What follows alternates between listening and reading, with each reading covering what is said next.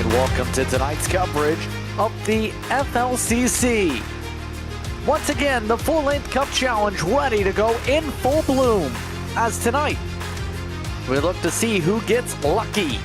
Tonight, the round of 8 kicks off with a race at iRacing's virtual Las Vegas Motor Speedway here on Maconi Entertainment. Maconi Entertainment is here bringing action from all types of racing, including this series and many others. No matter what you're racing, we can bring the action to life. My name's Justin Prince. Alongside the booth once again is Kirk Mills. DJ Line is our producer for this evening, using cameras provided by Whiplash SimCams. Tonight we visit Vegas, a different look from the last time. But this evening, 35 of the series and its best drivers ready to see what happens in Vegas, Kirk. If it stays in Vegas.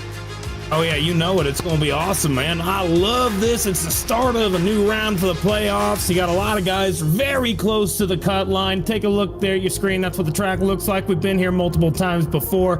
What I can tell you right now is heading into this race, so many drivers are so cautious because they know what can happen. They can lose a championship in just one race. So out of the 8 cars, they know that they just got to be able to get to the end of this thing nice and comfortable. I think the only one that really is feeling quote-unquote comfortable might be the 41 of Dyson with how many stage points he has.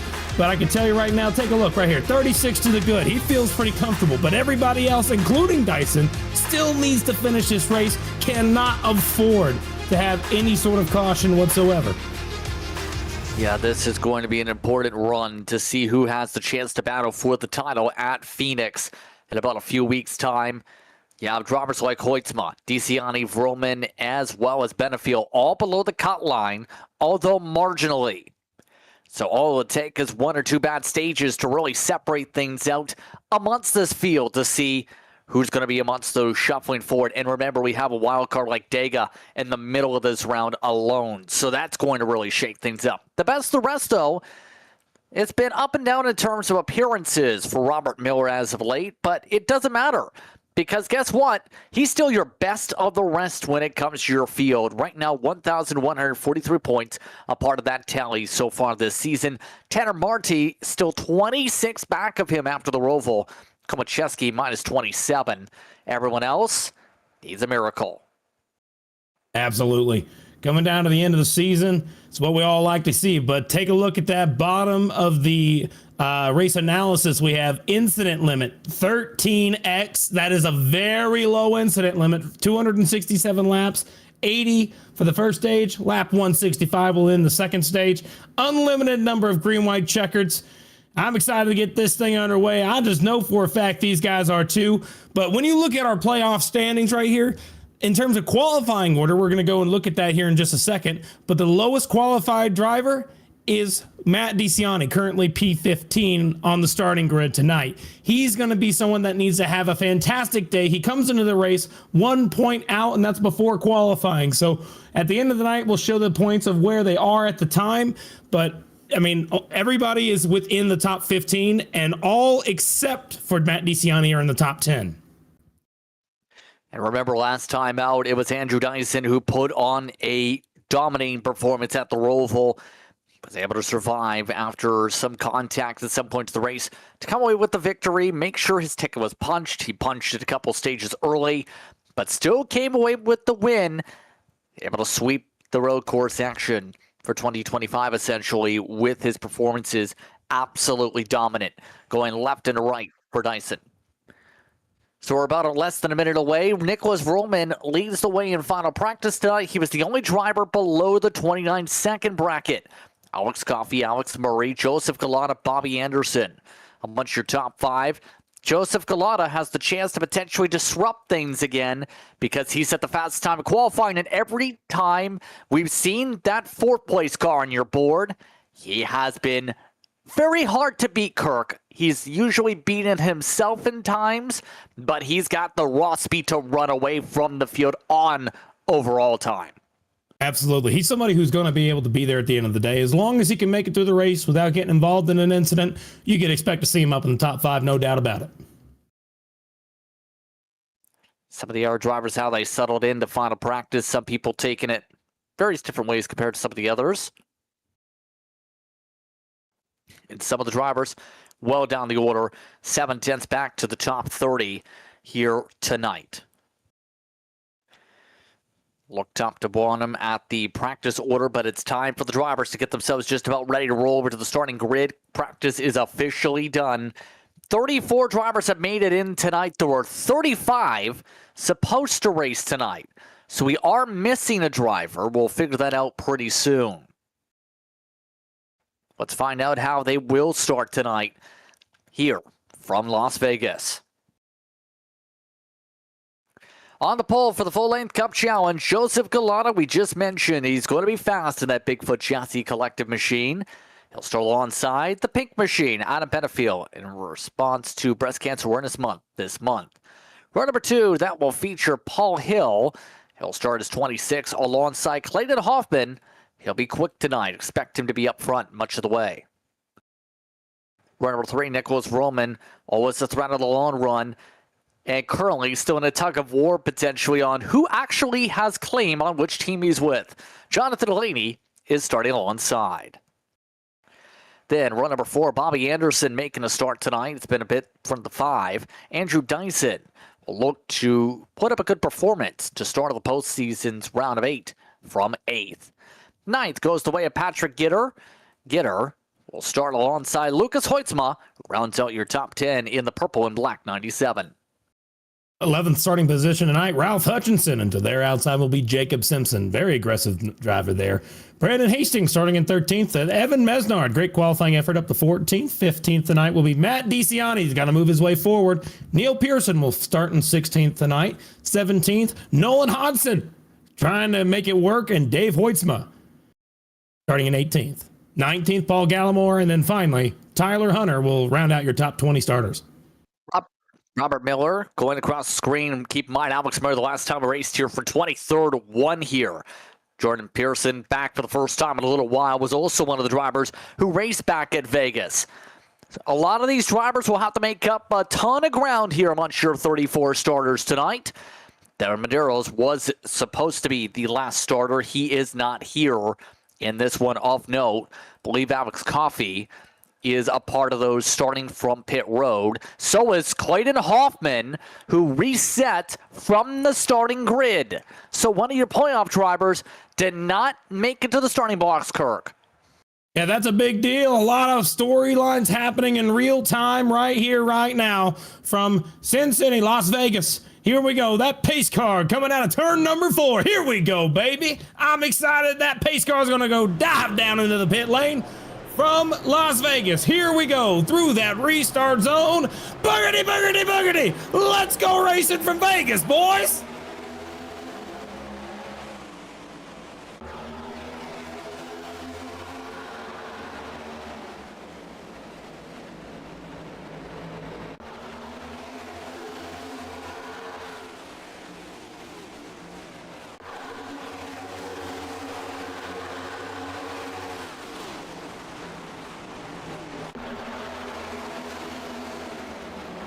Good start for Galata, able to hold on to the race lead. Paul Hill coming with him to work with him in tandem.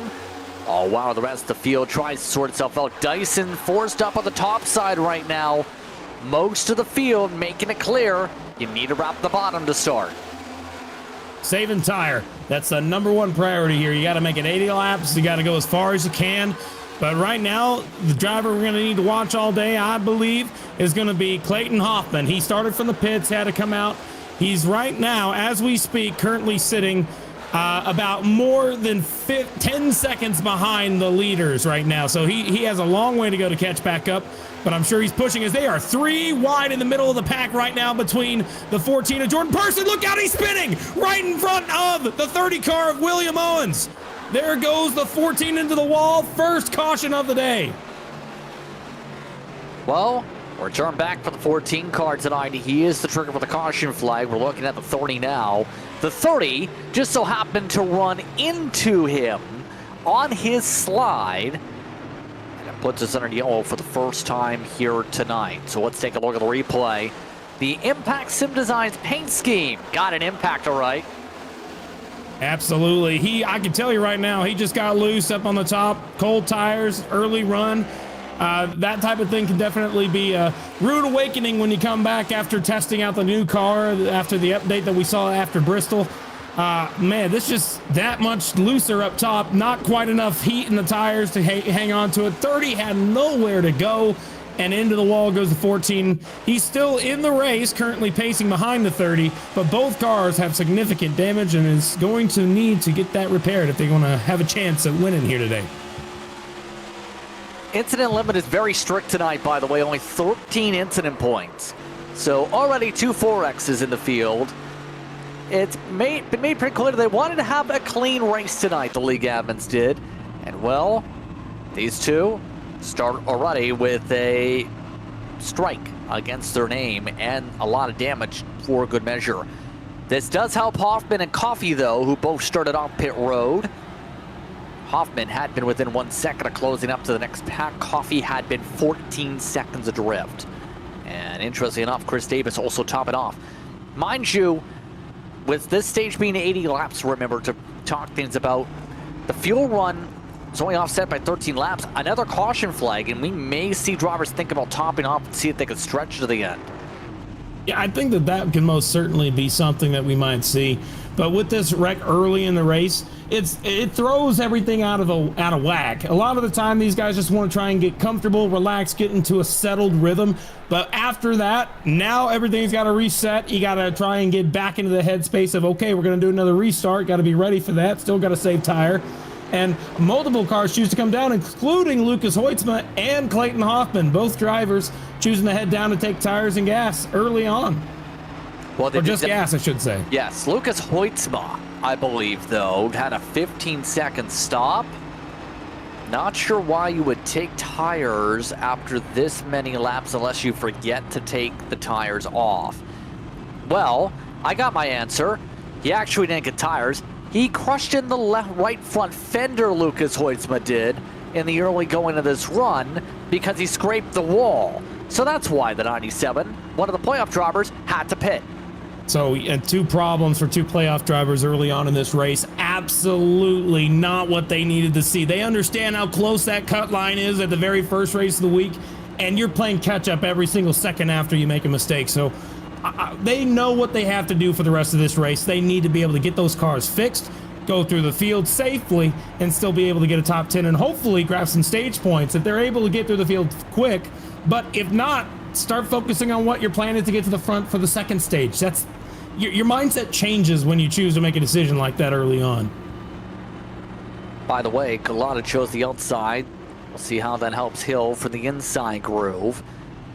Then Delaney and Benefield, followed by Vroom and Gitter.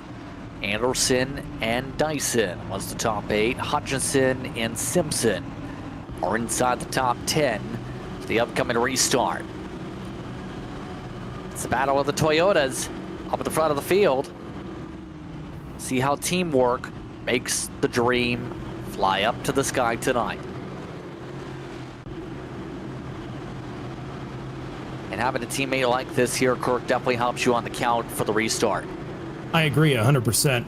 You want to make sure you got buddies up front so you guys can at least make a plan to get settled in without having to battle each other too hard.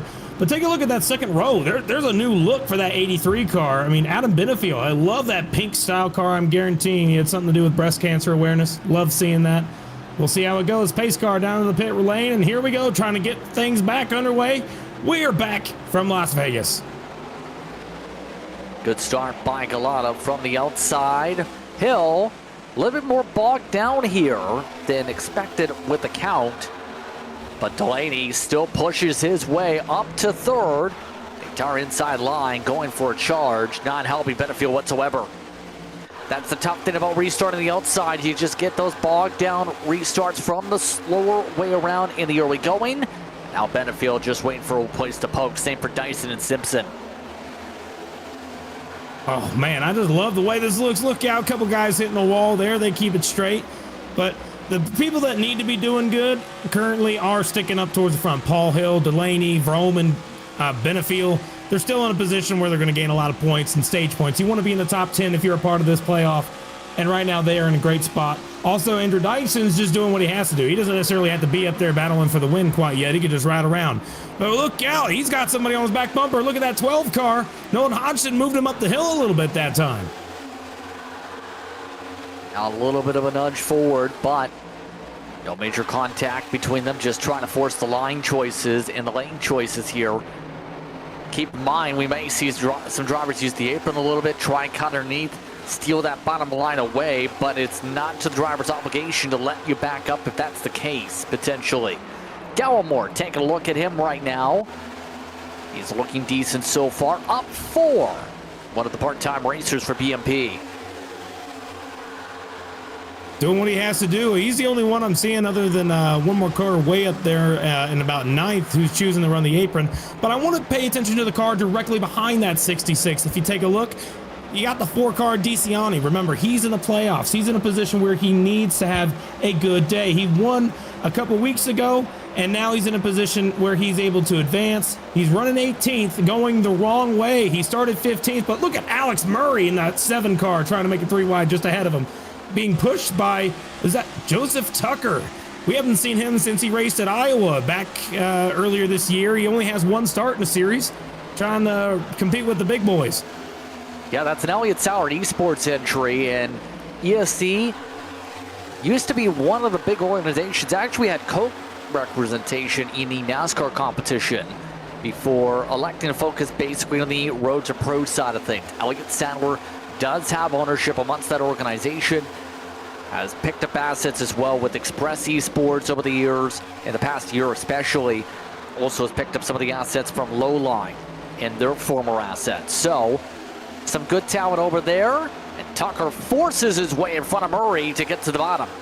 This is the first time we've seen Tucker actually on the racetrack this season at a speedway. We saw him at the short track of Iowa. He finished 22nd after getting involved in an accident, but right now he's running in a position of 17th, trying to make a move 3 wide on Paul Gallimore, and it looks like it might work as they head down through the front straightaway and into turn number 1 again. You got a side-by-side battle up ahead of them, though. The 12 car, Nolan Hodgson. I see him currently battling side-by-side with Ralph Hutchinson for position just ahead of this. Yeah, you see right now Hodgson forced up to the high side. He can't get a decent run, not as decent as, say, Kansas up at the top. Yeah, the 92, Clayton Hoffman. Take a look at this. He come out of nowhere. He shot out of the cannon just behind this, the 92 car. Take a look at this. Let's see if we can get a camera on it. The 92. He's right now doing some crazy moving right now. There he is. We got him. There we go. So he got through, and now he's to the back bumper of Hoytsma, getting past Gallimore. He's on a march to the front, going 3 wide on Brandon Hastings and Gallimore. Oh, he's not afraid to use up some tire wear with this. That's a little hit to the door. Not going to damage the race car too much here. But he is just searching for where clean air is. Will race cars or not?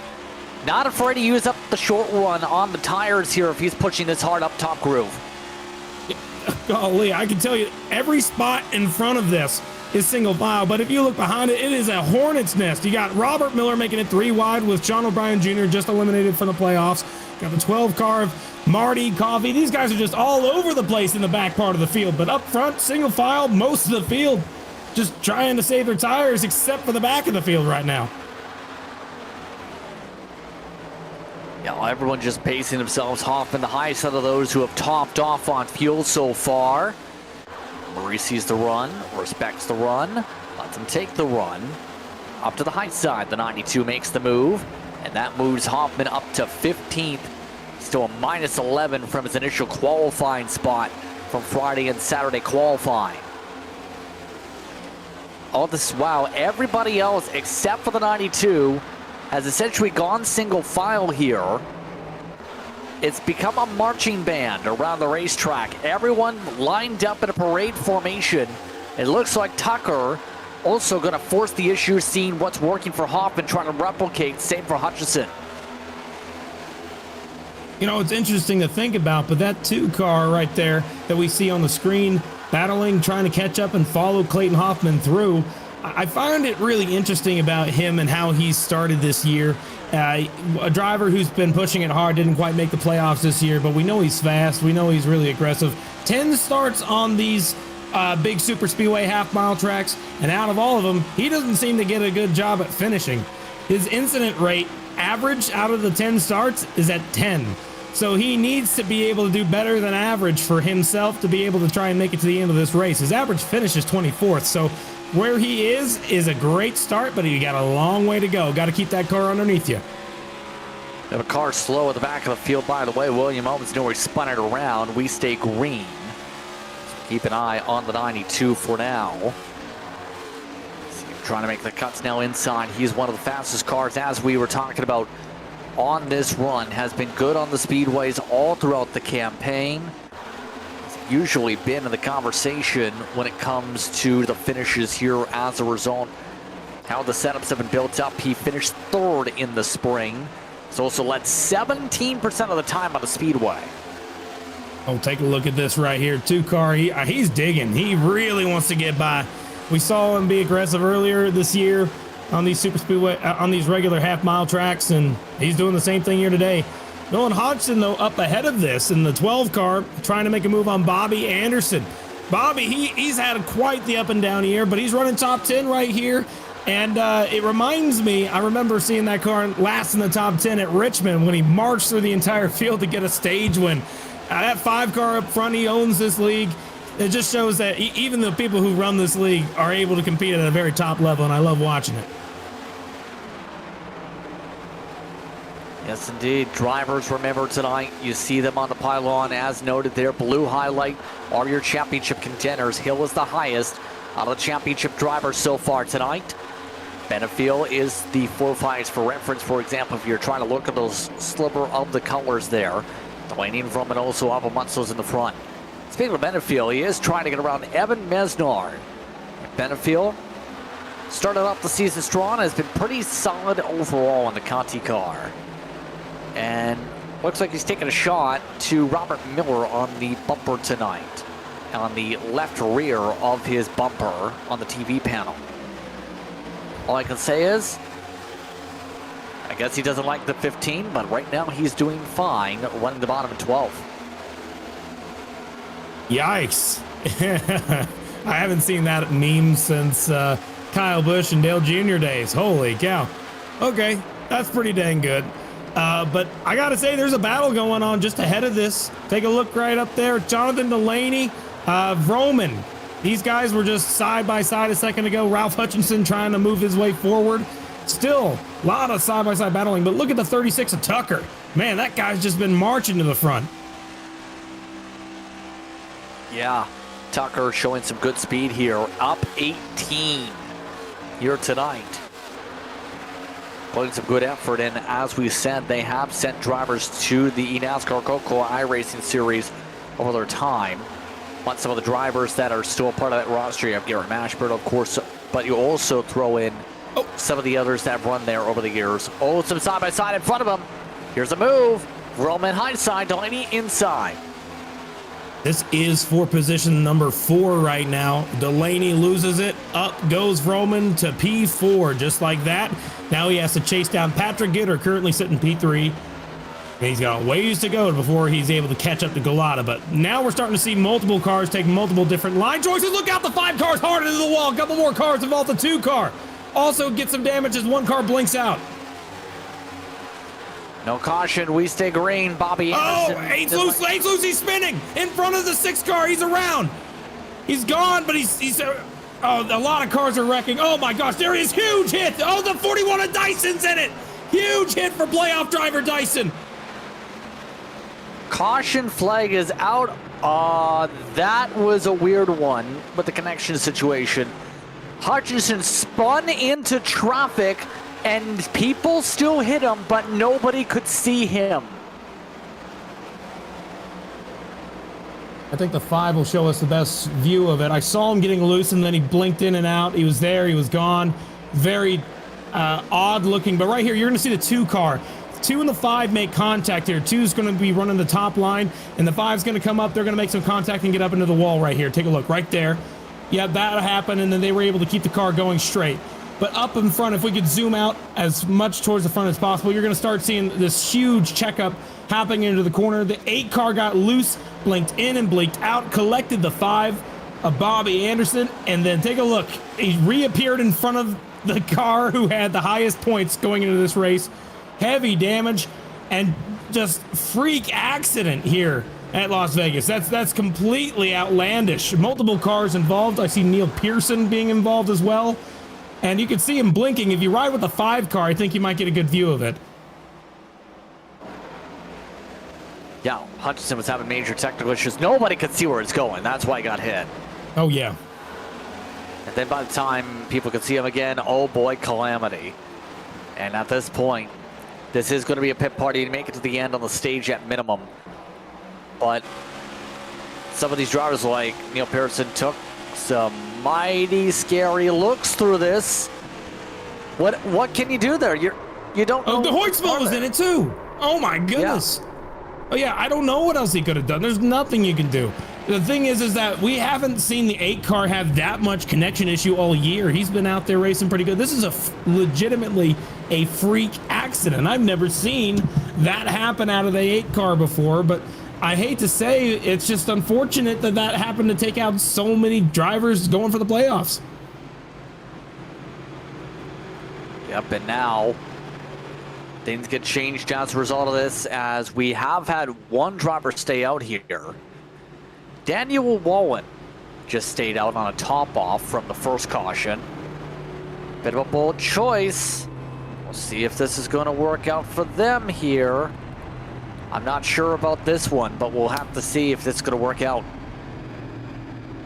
I'd be surprised if he stays out again. Yeah, I think he's going to come back down.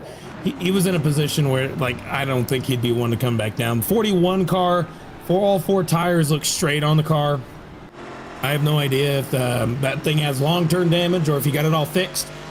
But he's in a position now where he has to come back from that. The Wallen just came down pit road and took a penalty for himself. Not sure why you'd wait for the second time around, but that was the choice. Galata is still in control of the front of the field as there's Dyson. Dyson, I think, fixed the damage. He's going to be okay. Potentially. Way to add potentially. I agree. You never know right now. We have cars blinking out, going out of nowhere, and then just reappearing in front of the whole field. I mean, there was nothing a lot of these guys could do other than hold the brake and pray. Ralph Hutchinson says something fried. I'm not sure what that something would be, but obviously something catastrophic. And he's going to be amongst those out of the race. As a result, obviously, Hutchinson was one of the drivers who was a part of the playoff roster when we started off the postseason. But now we get ready to go. I gotta tell you though, you can't blame Ralph Hutchinson there. You gotta understand that, like, racing in the simulator like this is going to introduce different things that can take you out of the race. Similar to how in real life you could have a blown tire. Here, you could have that happen. So, I mean, it could be the equivalent of a blown tire, a blown motor, right in front of the field, nowhere for everybody to go. But we're gonna get the restart and see how they can recover. Green flag is out. Back it away. It looks like right at the end of the restart zone for the launch, and Gitter got a timing from it. Can Gitter do anything with the run of the Fortis machine?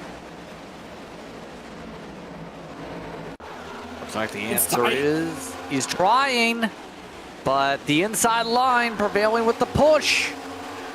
There goes the block by Galata and Hill, trying to clear for second still. Yeah, he's going for a championship. And look at the 6 car up top. He's trying to make that outside rip the boards. Take a look against the wall, trying to make it work. A little bit higher than you usually see here. Now, gets back of the line. Everyone tries to run the bottom for the most part. Usually, some of the drivers like to run maybe above that first seam with the bumps. Delaney not afraid of them amongst the traffic, but look at Vroman. Got the run higher line. He's going to try and make this move for 4th again. Man, Roman, every week, it just seems like he's always on the charge. I have not seen the 95 be in a position where he's just losing ground multiple spots. Like, we might see that as most other guys, but that 95 just seems to always be moving forward. Yeah, you see right now, Hoffman amongst those trying to provide some pressure to go. See Nolan Hodgson is also going to search for clean air. Use that top of the racetrack. Nearly stepped out on him, though. Able to hold on. And it's a balancing act when you run that high on the racetrack that Hodgson just did, and what we've already seen from Delaney. You have to make sure your car's gripped well enough for it, and it can handle that run by corner exit. If it gets free, everybody loses. Agreed. Now it's all just about making sure you manage your runs, manage your tires. But I gotta say, man, this Tucker car, wow. I mean, it is amazing what he's done. Looking at his starting position, he started way back in 25th. He's up to 8th, and he is knocking on the door of the top 5. He's right on the back bumper of these guys. It just shows that this car has a great shot here of probably getting to the very front. And if he has clean air, I'm worried. I'd say look out. Yeah, look at this squeeze again. Pearson officially done for the night. Neil Pearson specifically. 62 has left the racetrack and is on a helicopter to the next one. A little bit of contact for Hodgson on the outside meanwhile. It's just not able to clear by quite yet.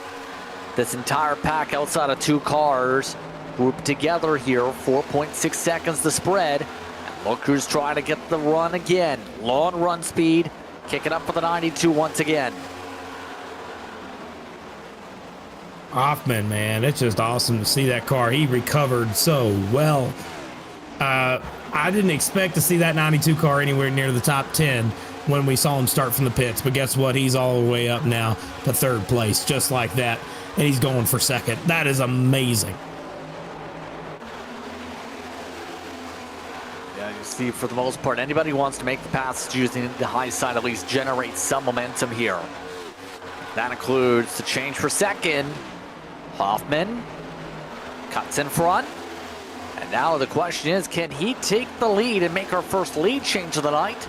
Last time by, he was a 10th quicker than your leader. Yeah, he's on the charge. He's going to end up being there very shortly, and I think it's going to happen. Right now, you can already hear it. He's on the way. Just has to be able to keep digging. That's the main thing. Half a second back the difference. Still more than halfway through the stage to go in the first place. Still a lot of racing time to go to be able to chew away this gap. Tucker making a move on Vroman. Yeah, again, outside coming in. You see Nolan Hodgson just riding on through. Looks like the 36 clears on through. And at this point, this is part of the patience game. If you want to make passes, you need to have a good car to make the moves, but also it's pretty clear outside it coming into play, inside to defend if you're able to just hold on to tires. Mesnard just made a pass to the high side, for example, on Galmore's BMP car. So everybody, knowing how the lines work, I'm surprised no one's saying, let's just run the high line in general. But then again, might burn up the stuff too much if you run that consistently up there. Yeah, I think it's going to be later run when we'll start seeing more people migrate up towards the top. We saw that before the pit stops we saw a little bit ago. What I can tell you about Evan Mesnard, I mean, this guy, it's amazing to me to see him in the top 10 this week. The reason why is if you look at his statistics, he has 13 starts on these mile and a halves. And out of all of them, his average running position during the race is 23rd. His average finish is 26th. Somehow, this 73 car has improved significantly in this particular week, and he is choosing to actually be a part of this race. He's right on the tail end of one of the playoff guys right there. That's the 83 of 83 of Benefield trying to stay in front of him. But also you got Robert Miller diving his way towards the front too with Paul Gallimore side by side for position. You're looking at Evan Mesnard there on the top, and you can see Gallimore on the super top of this car we're on board with, Robert Miller. Yeah, he's in one of the Altus cars and should see some matching speed out of him. Right now, he's riding 30 flat. That's a 10th off the pace of the leader as we go here in Joseph Galata. He's taking things a little bit differently. You were saying? Mesnard just passed for 9th. He's up to 9th. I mean, this is a statistical anomaly night for that 73. He's got a lot of speed in that car. Yeah, he's been pretty solid here tonight. Now the main thing's going to be, can he keep it up on the long run? The 73 has showed flashes of ability in these races to be there in the top 10 at the end of some of these events this season in the FLCC. Usually hasn't been hanging out in the stage points though too often. Absolutely. If you look at him in the spring when we raced here at Vegas, he finished 23rd. The guy wasn't even in the top 20. So I'm very excited to see how well the 73 has improved throughout the year. As right behind him, side by side, Robert Miller again on Paul Gallimore. You know, Paul, he hasn't been racing with us for a long time, but he's definitely somebody who's shown up and is kind of in a similar position. His average finish on these races, he's only run 5 of them so far this year. His average finish is 24th. He runs around 20th normally. So it's amazing to see him move forward like that. Oh, Robert Miller had an issue, didn't he?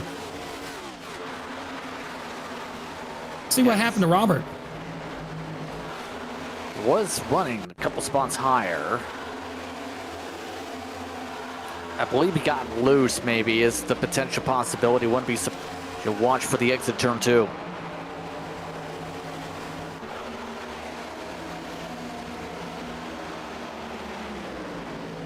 And car just stepped out on him. Yeah, it was very unusual. Great save to hang on to the race car.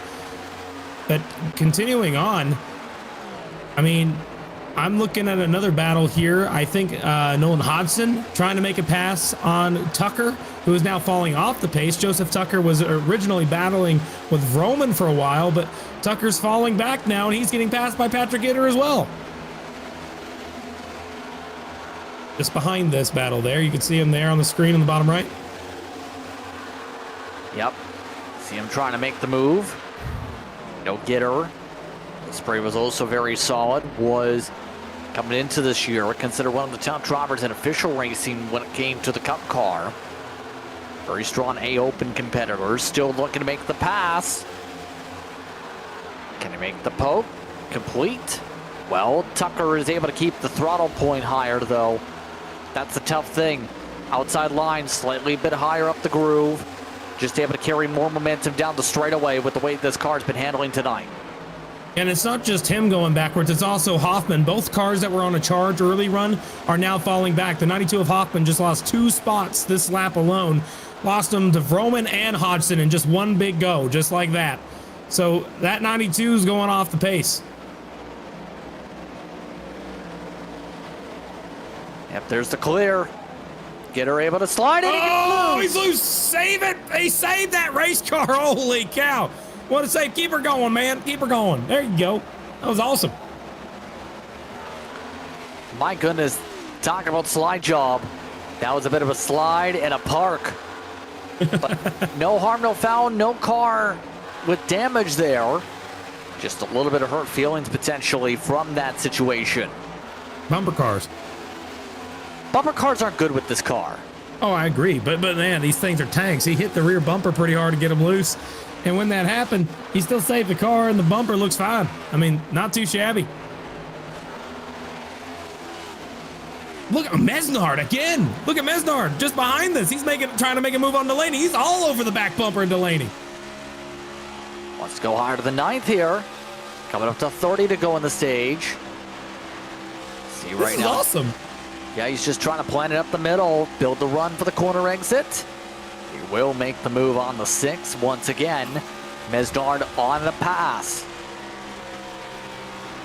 And, you know, this got to be a confidence builder with the run like this here tonight. You got to understand, we watch this week in, week out, where we know where we normally expect to see these guys run based off of previous performances. But today, like I said earlier, statistical anomaly. Evan Mesnard comes out of nowhere. Look at this guy. I am so surprised and pleasantly surprised. I love seeing it when an underdog like this is in the top 10. That 73, if he's in the right position, I think he might even have a chance to be contending for a top 5. I mean, he's got the speed. Look, he just got by Tucker. Another position. Really good long run speed right now for Mesnard. This is really good for him.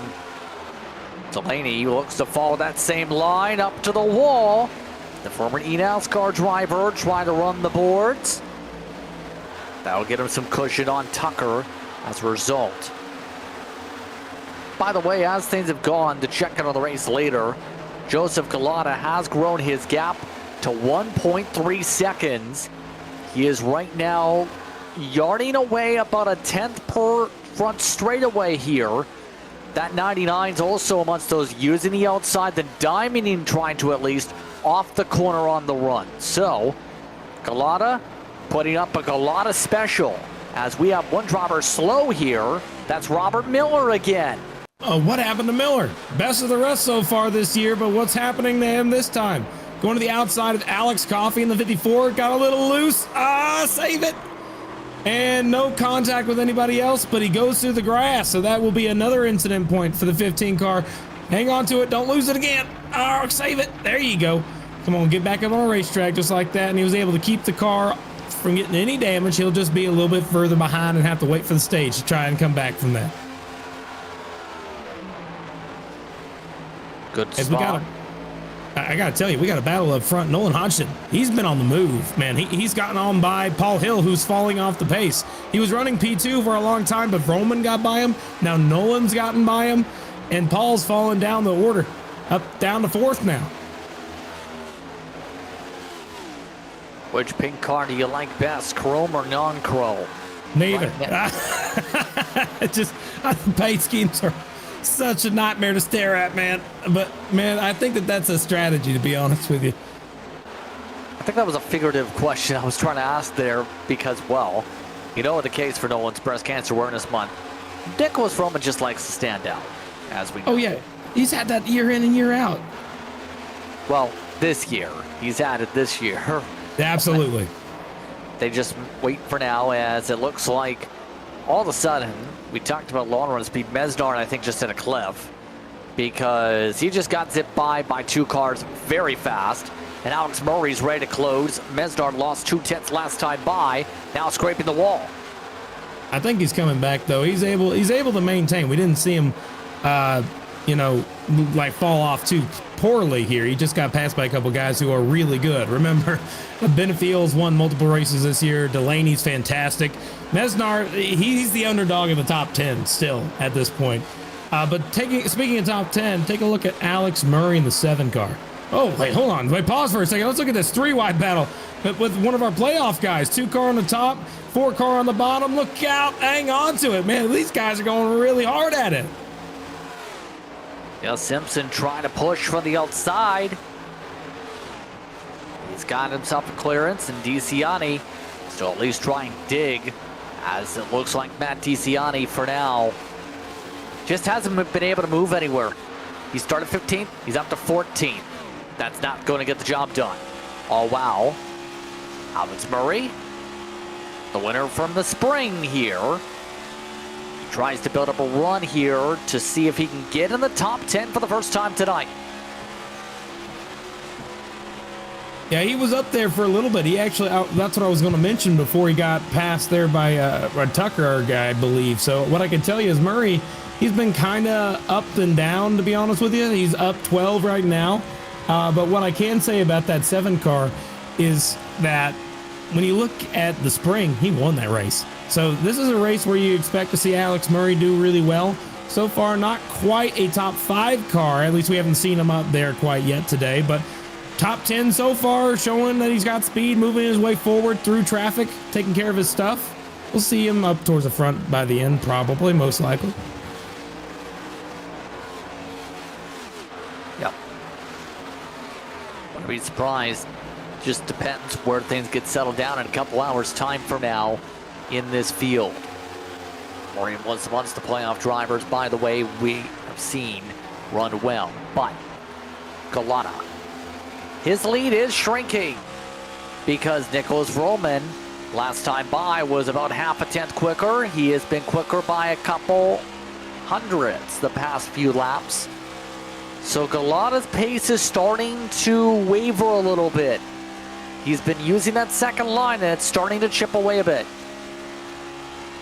You know, I think that this is going to be a real telltale sign of how the telltale sign, I should say, of how the end of this race is going to look. I think that Galata has that early run to mid run speed. But on the long run, like I talked about all year, Roman, man, he's just on another level. He's able to go through this field and constantly be good. That 99 is loose right now. Hang on to a 99. Holy cow, you saw how loose that car was? He's probably going to lose a little bit of time that lap. Yeah, that was rough. Very surprising that he was able to keep pace even after that slide. In about 10, 15 laps, should see from up there. Just going to take a little bit of patience to be able to keep that push. Top two have yarded away by more than a second and a half. Leader's difference is 2.1, 2.2 seconds between first and third. Paul Hill, the teammate to Galata, part of the 1110 Esports grouping, is trying to go for third spot as well on the racetrack. Seen him dig into the bottom of the racetrack, trying to get it deep in the corner. Now tries to go deep for third. 12 cars trying different lines, doing different things, but the 26 has been kind of consistent since the beginning of the race. Just made the pass on him just like that. So Paul Hill now going to get a shove here from Hodgson there. See if Hodgson still tries to battle for position or if he's just trying to help him get a little bit further ahead. Looks like, no, they're battling. They're having fun. I could say here, you got this giant group that are just like starting to condense to each other here. These six cars rather, just starting to like accordion together. Just the nature of the style of racing where it's hard to break away from some of the packs here. You have equal pace sticking together long run. Hoffman wants to be the leader of this grouping now. Talked about him expecting to be fast. He's running the same pace as Galata. That same pace is a tenth quicker than the main cars at the front of this pack. So the 92 looking to set something up, see if he can compete with the clean air of Hill.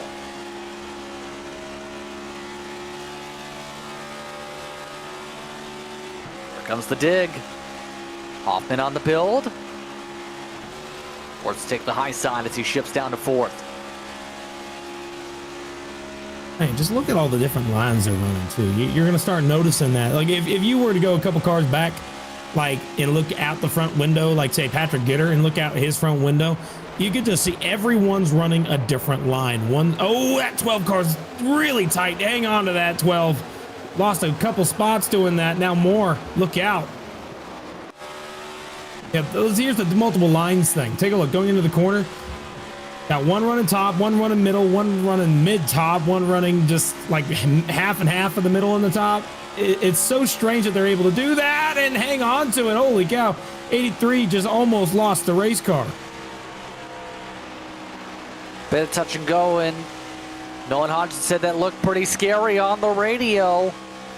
Don't blame him. That was a slide job there. Apologies from Benefield.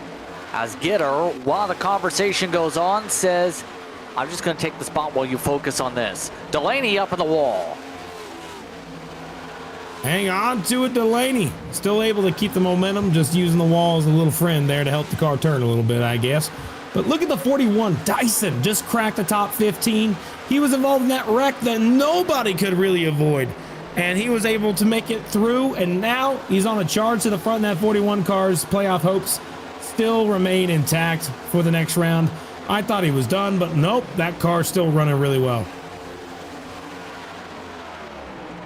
Talked about the possibility when it comes to 41. Dyson has almost recovered to the stage points here. Still in the threes, though, the 30-point threes. Interesting enough, the fall off overall tonight for most of the field has been 6/10. Keep in mind, Galata and Roman have set times much faster as well as Paul Hill. Take a look at DeCiani, man. He's trying to crack top 10 right here by getting by Joseph Tucker here on the bottom. At 4, oh, there, 3 wide up front, actually. Sorry about that 21 car. Patrick Gitter and the 12 car just went 3 wide, but they're fine now. They gotten back normally, but that 30 car lapper, and they split them 3 wide. I mean, that was wild. Very careful job up front. But back to what we were talking about around 10th, DeCiani just made the pass for 10th. And because DeCiani did that, it's showing that he has some long run speed in that 4 car. I think that he's going to be hoping that we don't see that many cautions here today. Yep. Now, see how DeCiani tries to hold things off here for the points. We already talked about Dyson wanting those points. It's going to be important to keep the speed together on this long run. Speaking of things on speed, here comes Hoffman. Trying in our poke. Again, he's got to try something different here to get this job done. It looks like Hill wasn't able to cover it off this time. Yeah, these tires are screaming. They're on fire. They're loose. That 26 car just couldn't hang on to it, battling side by side that time. But it ain't over yet. Looks like that this time it might be. Here he goes down the straightaway. Not quite. They're still sliding. Both of them are just drifting the dang cars trying to get in front of each other. Same thing's happening behind them between the Ralph Hutchinson car and the Conti entry as well. Both cars.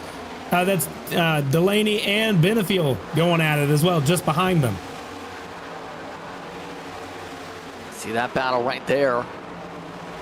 Benefiel preferring to run the middle of the racetrack.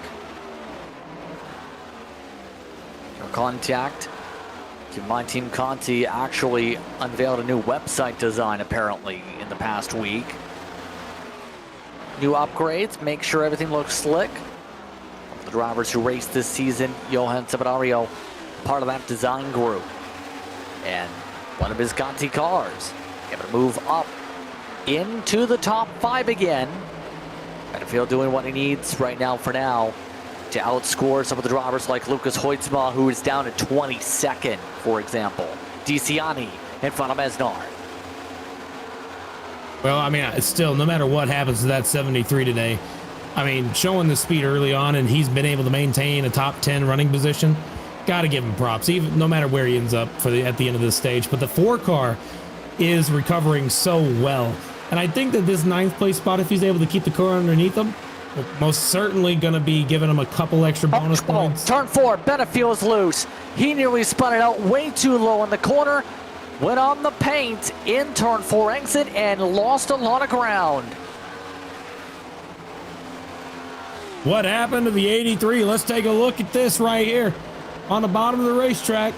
Oh, he hit the apron. He hit that. He put both tires on the white line and they got it loose. Luckily, he didn't hit nothing. Kept the car straight, trying to keep it going. And it looks like right there, he's going to be fighting a loose condition for the rest of this run because that DeCiani car is catching up to the back bumper of him now. Bit of a slide, a big save. Benefiel's tires cooked up a little bit more from that. Race lead, time to go there because guess who's within 2/10? It's vroom vroom time. But he's almost out of time in the stage. Guess what? It's 2 to go, this time by Kirk. Yeah, Roman needs to be able to win this stage. If he's able to do that, he gets an extra playoff point going into the round to help him out here. But every stage point matters, I should say. He wants to be able to make the round of 4, the championship round. Playoff points don't necessarily matter anymore, but he'd love to get that extra stage point so that way he's going to be able to comfort his gap if something were to happen. Here he goes down to the bottom. Trying to make the dive. Covered off by Galata. White flag coming out for stage 1. 1 to go in stage 1 from Las Vegas Motor Speedway. Vroom looking to try and get things cleared up one more time. Remember, Nicholas Roman would really like 10 points plus a playoff point to help out his standing in the championship rankings. Came in as the 7th seed. Here's the dig. He's going for a sin, but not deep enough to get alongside. Galata covers it off. Green and white checker flag. Joseph Galata wins stage 1. Wow, man, that 99, just another world. The long run car of Roman, though, is going to be a driver to contend with. But Galata, way to hang on to it, buddy. That was awesome. That was fun to watch. So it's Galata, Roman, Hoffman, Hill, and Delaney in the top 5. Hodgson, Gitter with Benefiel, DeCiani, and Mesnard. Your top 10 in stage number 1. We'll take a step aside. Pit stop time. Should be a quick caution flag. We go to lap 165 for stage 2 after this. You're watching Maconi Entertainment.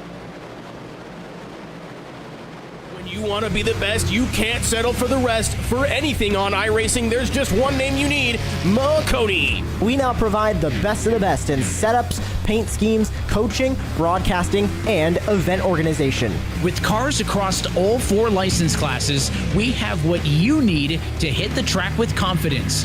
Grab a subscription and save money while going fast at MaconiSetupShop.com/subscriptions. And remember, at Maconi Setup Shop, there are setups, but your victories.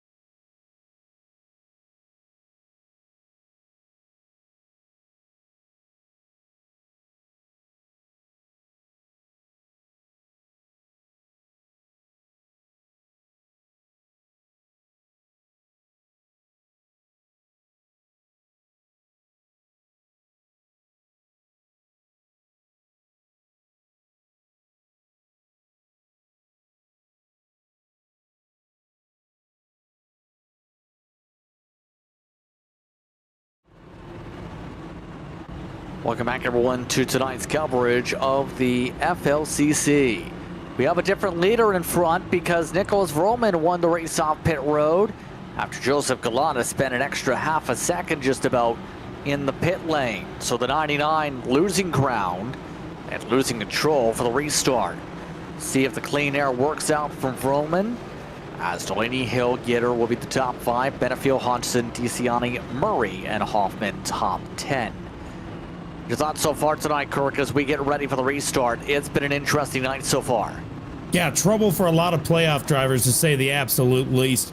You look at the back of the field right now, you already know it's going to be one of those days where you just got to be able to recover. You got to move back up to the front. And one driver who hasn't so far, Lucas Hoytsma, kind of stuck right now. Andrew Dyson also running 26-27. Those two going to need to make their way towards the front if they want to be able to get some more padding for the points. But one heck of a stage. Couple incidents there at the beginning, but we're back green, and I'm excited to see how we go on this restart. Find out how things go here. We again race to lap 165, so an extra lap total of green flag racing is the estimate. 81 laps to make it through the stage. Overall, we have 28 still in the lead lap. Bobby Anderson, Robert Miller, Daniel Wallen are your drivers laps down due to various issues. Dyson also got some damage compared to this caution. He was not fully fixed up, appears. He'll restart 23rd. Green flag is out, and we're back on our way from Vegas. The inside gets the jump.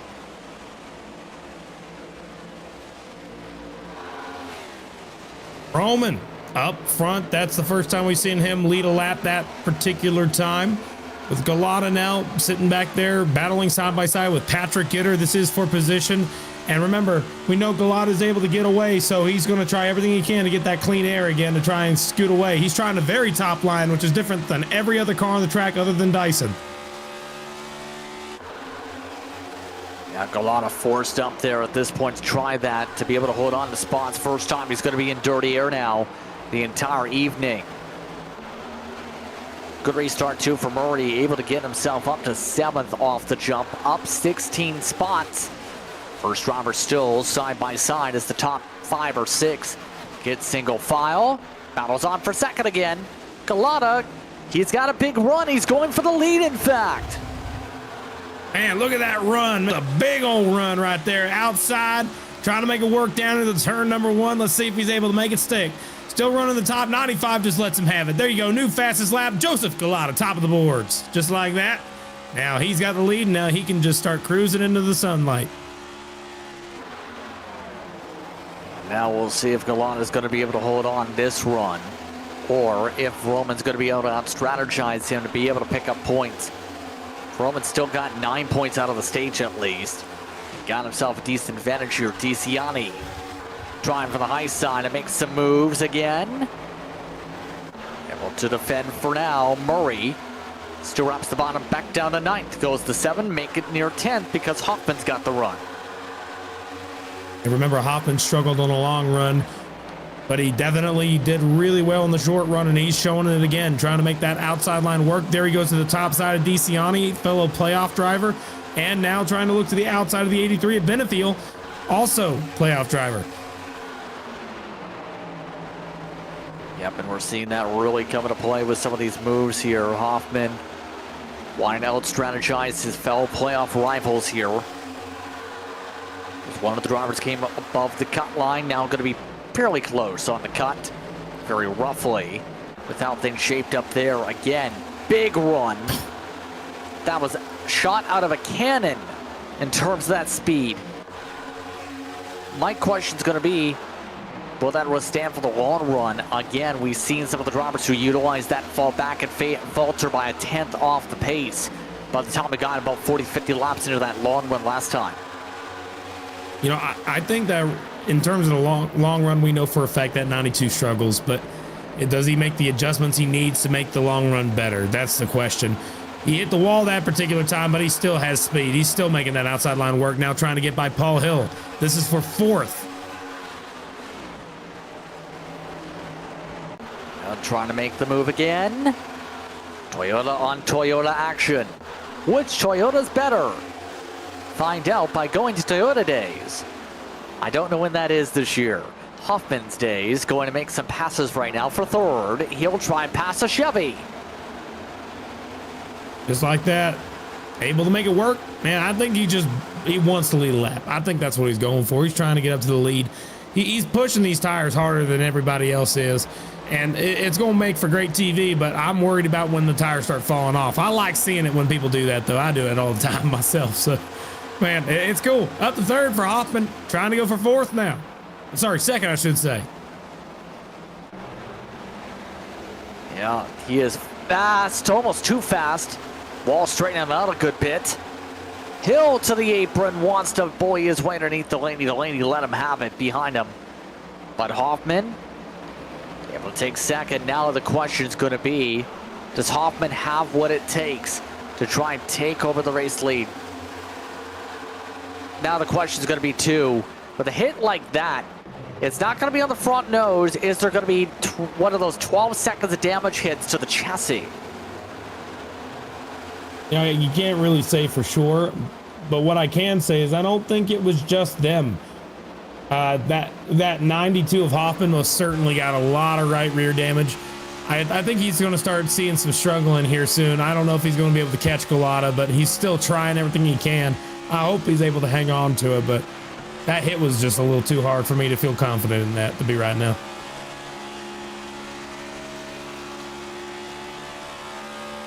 Yeah.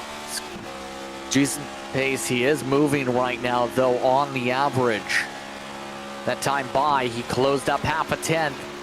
Just marginally quicker. It's going to take time to get there, but he does have the speed to chip away, keep on closing here.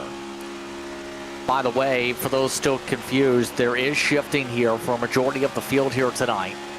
Shifting, very important to keep the car rotated, Kirk. At a lot of these racetracks, a majority of the field, I've noticed, has used 4th and 5th gear. Yeah, they have to. It's the only way you can make these cars fast and comfortable at the same exact time. I mean, that's why they brought in the 5th gear, just to make it a little bit more technical whenever they made the next gen car. You needed that 5th gear. What I can say is it's very strange to see that they're doing it this early in the run. Normally you'd see it towards the end of the run. He's just really pushing hard, so much so that he's making Galata push hard into the wall. Holy cow. He's there. He's going to make a pass here in the one. Look out. Outside. He's pushing hard in some aero block once again to hold on, take away the dirty air. Just comparison sake for those shifting, not shifting. Right now, Vroman rubbing front 4th gear, Hoff in 4th gear. Galata sticking it in 5th gear. Paul Hill sticking in 5th gear. Nerwood Hodgson sticking in 5th gear. A majority of the drivers seem to have chosen to go with the 4th and 5th gear combo. Hoffman slides his way for the inside for the lead. Now, can he be able to make the pass stick? The bottom of the racetrack, I see him getting a little loose. He's kind of fighting the loose condition now. He's burning that right rear off right now, but still able to stay right on the back bumper of that 99 at Galata. Remember, Galata won the stage. He's trying to hang on to the lead now, and we're coming to the end of lap 98, starting lap 99. We got a long way to go to the end of this race, but we still got hard battling at the front, even now, prior to the end of this thing.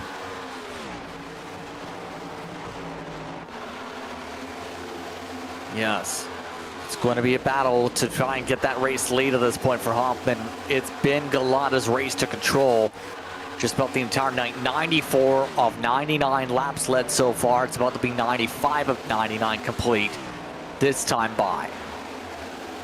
Now, talking about some of the Euro playoff drivers, how they've gone. We've talked a lot about from Rome. We've seen DeCiani, Lucas Hoitzman for those curious. Or has he recovered so far? Well, the 97's been stuck in 21st. Since having to get a lot of repairs done, that car's just not been the same since that starting spot. He's gotten damaged again, by the way. Yeah, I mean, whenever your car runs like that, it's, oh, we just had the 92 of Hoffman just got back behind Galata again. Sorry, there's a lot of hard battling up at the front, but that 97 having a rough run for the playoffs. Right front damage is pretty bent in. He's going to need to get that fixed if he's going to be back on pace. I'm sure he's hoping for some more cautions to be able to do that, but he's got a long way to go, and it's not going to help him. I think he's going to start thinking about winning Talladega or Martinsville to be able to make it to the championship 4.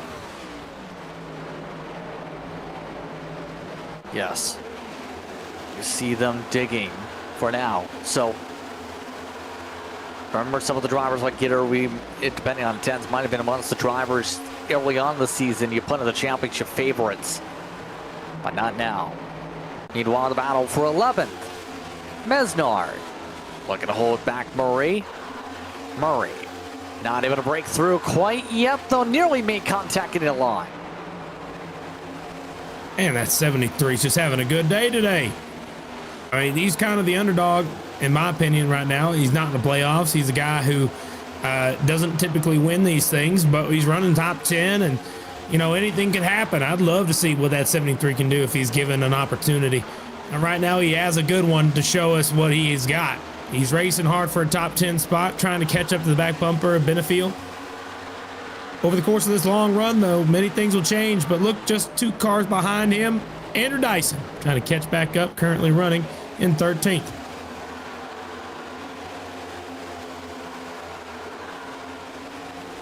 Yes, not bad for Dyson. Still -5 from where he started, and he did fix whatever chassis damage may have been on the race car, I believe. So that's why he's doing a little bit better in the Dirty South car. He's usually been a top 10 driver, top 15-ish on some of the speedways here. Remember, he did break through on the concrete track. Just trying to figure out, can he find a way to where some of his other Ryco power plants are on the racetrack, like Roman, question mark, and some of the others that we've seen pound the pavement here tonight. You know, I think it'd be a good time to actually go through this field and look at some of these guys, that how their year has been. You know, look at their stats here on the actual mile and a half, since we don't got that many left. I think this is the last mile and a half of the year. We got Talladega, Martinsville, and then Phoenix, so I think this is the last one. So let's go ahead and take a look through the entire lead lap cars. let's start with somebody at the towards the tail end here. William Owens, driver here, has had kind of a topsy-turvy year. You can see he's had a bad race so far this year, that 30 car. Just unfortunately was in the wrong place at the wrong time when Jordan Pearson got sideways. Pearson, I should say. Got sideways and hit him in the front bumper just in the opening laps of this race, and he's been in recovery mode ever since. 18 starts on the mile and a half, which is most of them. He's been one of the few that show up to all of them. And I can tell you, average finish here, 26th. Probably not going to do too much better than his average today. But William Owens, gotta say, he's somebody who's going to be there week in and week out, and it's always a pleasure to watch that 30 car try and compete. He's a real competitor. It's not about winning to him every single week. It's just about having a good time and being a part of the competition. It's fun to watch. Now let's go up to the next driver here, Sean O'Brien Jr. We saw him in the playoffs last couple rounds, but unfortunately he got eliminated quite prematurely for his own belief there. I can tell you right now, he started 27th, running 27th, has had kind of a mid-pack day, not back of the pack day. He's not been really that competitive at all. But his average finish on these mile and a halves, he started in 16 of them, and he's finished in his average finish is 12th. He normally is pretty dang quick, but unfortunately just not having a good day, perhaps with some damage, something that took him back to the back. But I'm sure he's going to have a heck of a year, end of the year here. He was able to make the playoffs. That means a lot to him. Now it's about actually getting through and finishing this one. But when we look back at spring Vegas, he actually finished 33rd, so he's still doing better over than what he did in the spring. Now moving on to our next driver, Tanner Marty. And this guy, he started in 26th. Sorry, let me try that again. 32nd, I rather should say. He started in 17 of these mile and a half races, and he is averaged right around 20th. Not necessarily the best on the mile and a halves, but he's had some strong speed and runs up to get top 15s. And he didn't race in the spring here. So one thing I can say to the positive of Tanner Marty here is he's consistent. He shows up to the races. He's able to avoid incidents. His incidents per start is rather low, right around 6. So just, one little contact per race ain't too shabby if you ask me. Then, of course, I wish him the best of luck going forward, but definitely needs to recover and get into next year with a new mindset to make things a little better for him. Next, one of my favorite drivers in the field, Dave Huisma. He started in 18th today. He started in 11 of these miles and a halves, but his average finish is 30th, so he's outperforming his average finish. Huisma, just one of these guys that's just super nice. He drives for Maconi Setup Shop. He's one of the house drivers, and he's just a very kind gentleman. That's the truth of the matter. And it's fun watching him out there race, and I know one day we're going to see him get a top 10 that's going to wow and shock the world. I just know it's going to happen. Now, moving on forward, Lucas Huisma. Let's talk about father like son. Here is the son, Lucas Huisma. He started today in 10th, playoff driver. He is in a position where he needs to get a good finish, and unfortunately, he is not in the running to be able to do that right now. 24th, got a ways to go to get back into the front, got some damage. He finished 5th here in the spring, so don't think this is over if he's not able to get this damage repaired. He needs to get it repaired, but if he's able to survive, his average running position is 9th, but this is a very unorthodox day for Lucas Huisma. It's got a long way to go to be able to bounce back. Next, let's talk about Kevin Zosiak. He started the day back in 31st. He has moved his way forward up to 23rd. What a heck of a start. He's started in 9 of these mile and a half races. 22nd average finish with an average running position of 26. This is a great recovery day, and he's running right around where you expect him to see over the course of a long run.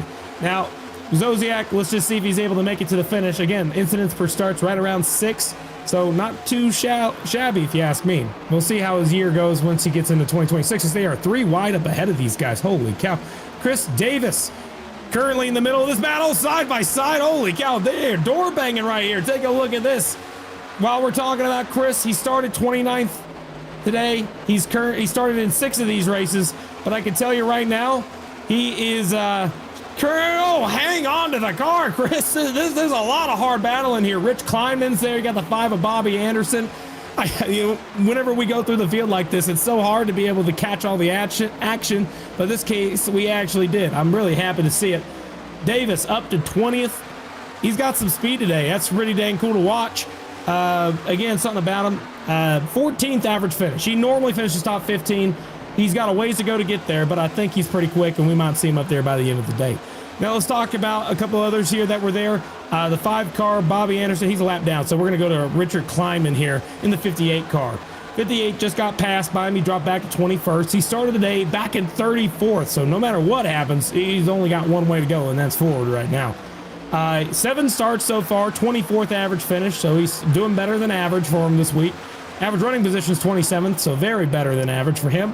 But his average incidence right now is about 8.2, so it's a little sketchy. 2 incidents per race. He's under pressure from Lucas Hoitzma, but that is something to mention about Rich Kleiman. He's awesome. Rich, he goes by Rich, really nice guy in general. And I can't wait to see where he does next year as well. Jacob Simpson, 2 car, currently running in 19th. Let's go on up to him. He started in 12th. That 2 car, he's kind of fallen back from the starting position. His average finish here at these mile and a halves after 10 starts is 24th. 25th, to be honest, 24.9.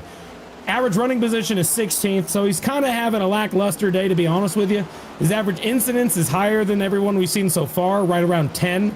So we know he's aggressive. We know he's fast, short run. So if he gets an opportunity, we know we could see him move forward like that. Now, the next driver I'd like to talk about, let's see Tyler Hunter. Tyler Hunter in the 18 car. He's going to be the guy to talk about right here. That 48 car kind of having a topsy-turvy year. Caution's out as we're talking about this right here. So caution is out. Somebody went around. Let's take a look and see what happened here. Yeah, and we have a car stopped to the racetrack. That's why. William Owens is the car. And he did it on his own. Caution for the 30. Second incident involved in tonight. Well, let's see what happened to the 30 car. We just talked about him a little bit ago. A little bit further back, we might be able to see what happened here. Maybe even a little further back. Let's see. We saw him get loose earlier, save the car in the same spot, but this time it looks like he just got loose on his own and wasn't able to save it this time. But he's kind of cranking that wheel quite a bit. I'd like to look at that onboard a little bit, to be honest with you. And yeah, that was interesting. It's very slow on the wheel inputs. Having a rough day. Hate to see it.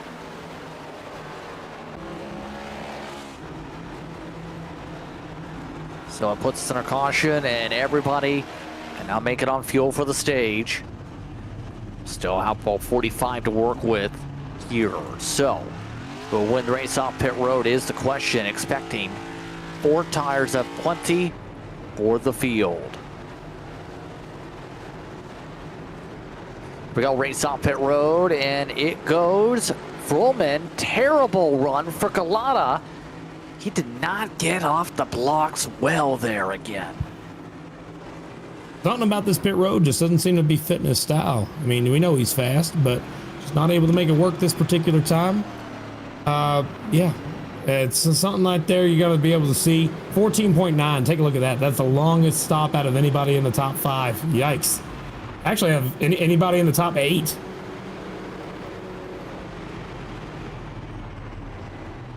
Yeah, now we'll find out how Galata is going to handle in the dirty air again. This time even further to the outside front row initial starting spot. Now 4th. Gitter and Hoffman both made the jump around Galata here. Paul Hill and Benefield will be in row 3. Row 4, Delaney and DeCiani, Dyson and Murray.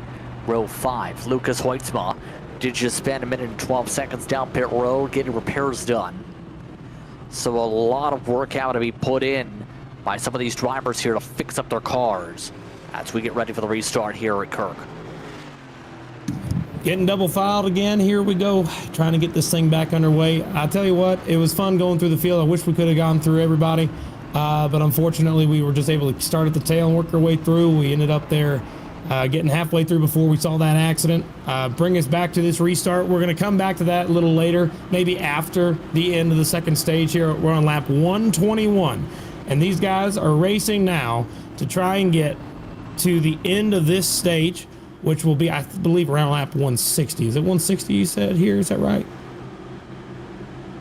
165. 165. Good. I was about to say that would have been a nightmare. I don't want to have another caller early there. That'd be bad. So Tell you now, they got a ways to go. No more saving tires, no more saving gas. You push hard all the way through this stage. That is how this is going to go. I think that we won't see very many people trying to save tire. I think we'll see a lot of guys race hard. So this is we'll come back to that during the third stage, looking at some of the lead lap cars. But man, I can't tell you what's going to happen here on this restart other than knowing that they're going to be pushing pretty hard.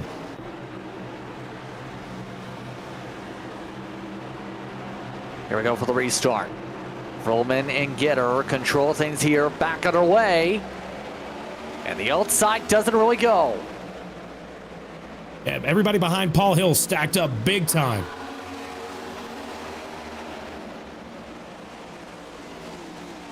So already Galata being pushed well down the order. Hoffman looking to try and charge and see if he can try and battle for the lead.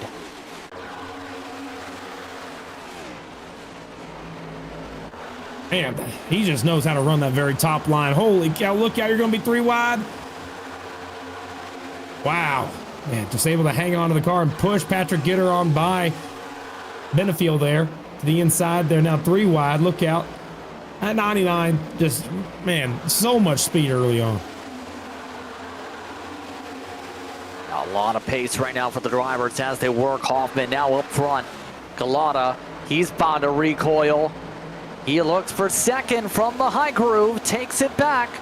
Little bit of a hit there for the 99, but it doesn't matter. He's digging hard. 3 wide behind him. Oh my golly, hang on to it. You got DeCiani in the middle there. Playoff driver. Oh, around goes Tucker, the 36 into the outside wall. Look out. No caution. They keep it green. They keep it green. And don't think he's got damage. Tucker is okay. Oh, wow, the lead is about to have a shuffle. Galata lining something up for the run. Hoffman trying to aero block.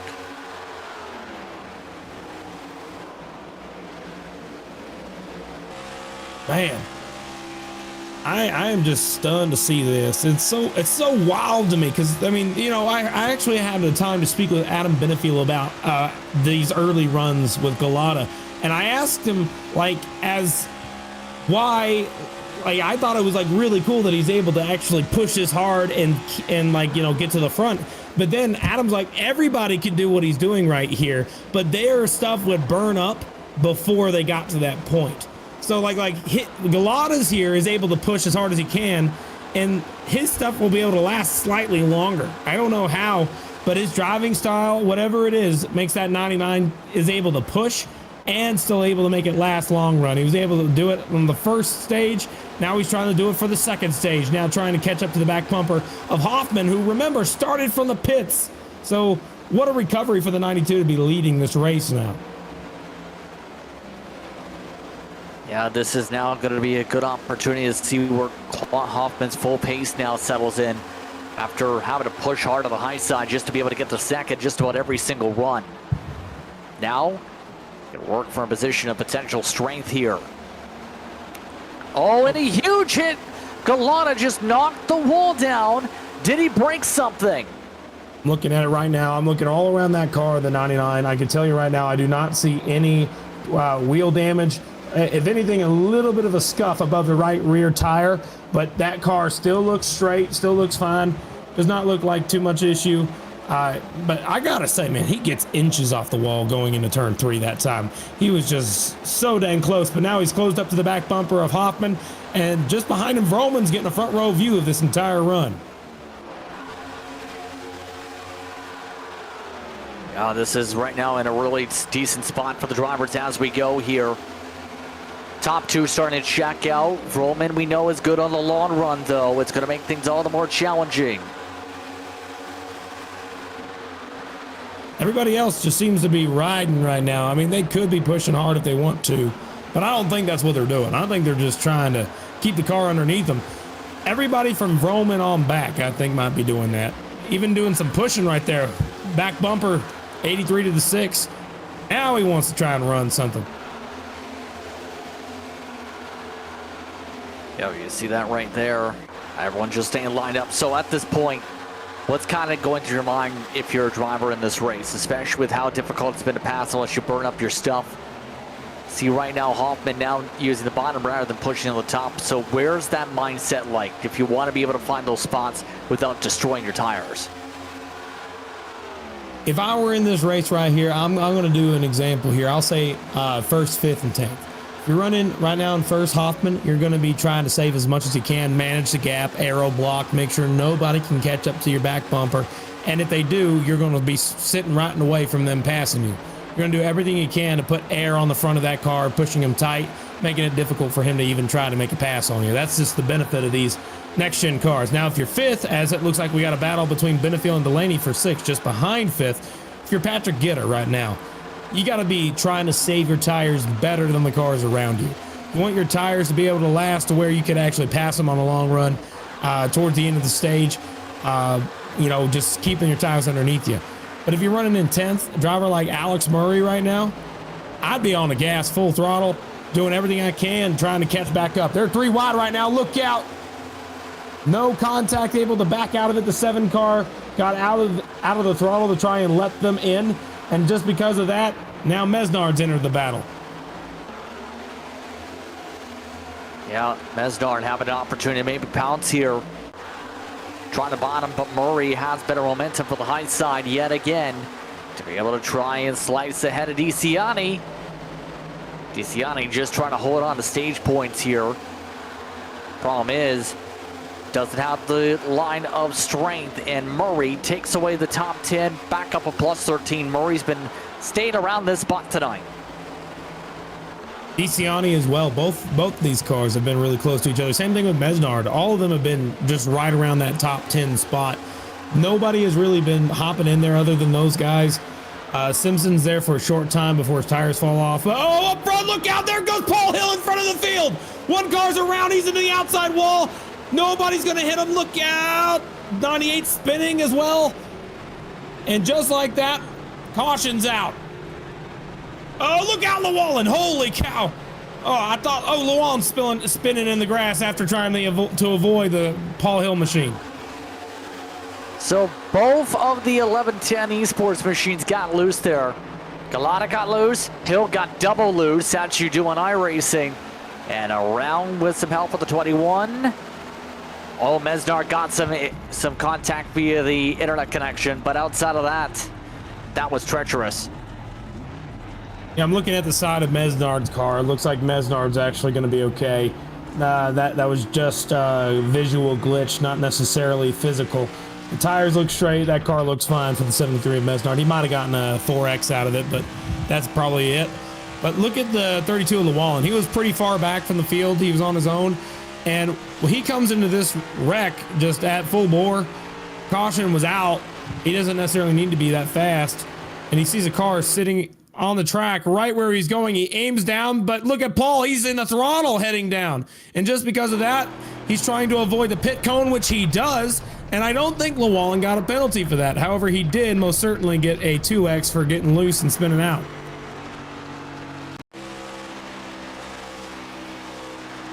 So again, under the caution flag, let's take a look from Gitter, see what he's seeing. He had a decent amount back in the first place before this caution period. Man, that's huge for playoffs, though. That 26 of Paul Hill just got loose, couldn't save it. Contact from Patrick Gitter, front end damage, not much. But the other driver I'm worried about is Benefield, the 83. When he got involved in that, he's still sitting on pit road live right now. He's trying to get that damage repaired. He has front, left, and right side damage for the 83 car. He's got a ways to go to get that thing fixed, but I think he is going to have to be climbing the big mountain here to try and get back on top. I got to say, it's something that you can't avoid. He was kind of stuck. He got lucky he didn't hit the car itself. However, he did slam the outside wall really hard, so I am worried about that. As some cars choose to pit and some choose to stay out. And because of that, Clayton Hoffman is going to have the lead. And when they cross the stripe, sorry, Roman is going to have the lead, I should say. I believe, let me check. Yep, Roman, then Galata, Hoffman, Hodgson, Delaney, and Dyson. Andrew Dyson, where'd he come from? He wasn't even top 10 last time we checked. Yeah, EOL penalties flying, by the way. We've seen already the 21 getter amongst those who took one for speeding. Weitzman got one as well. So we'll try this again. We did see 2 tires for your top 2, plus Rich Kleinman, 58. Joseph Tucker only had a 6-second pit stop, shortest out of everybody. Everybody else took 4 tires here, burning up an extra set here to battle for the next about 28 laps of this run, Kirk. Yeah, I mean, this is going to be a wild restart to say the least. Rich Kleinman, heck of a strategy plan. I'm always a fan of seeing cars do that. Up to 8th with that move, but how long will he stay there? Only time will tell. Up front, the top 2, we know they got speed. We know that they could possibly make that work.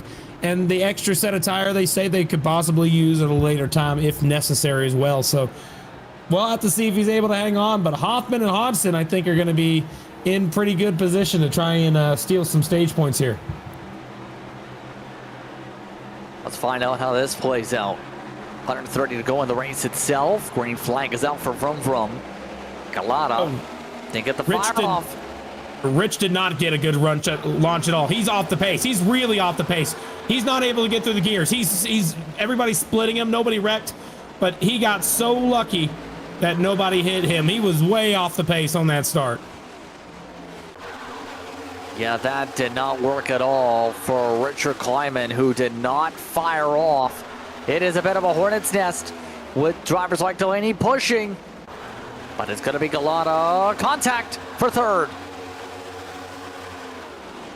With that 99, he knows that he got passed, and he knows he only has 2 tires, so he doesn't have a long time to make him work, but he's on the back bumper of the 92, and they're all following single file line right up here at the front of the field.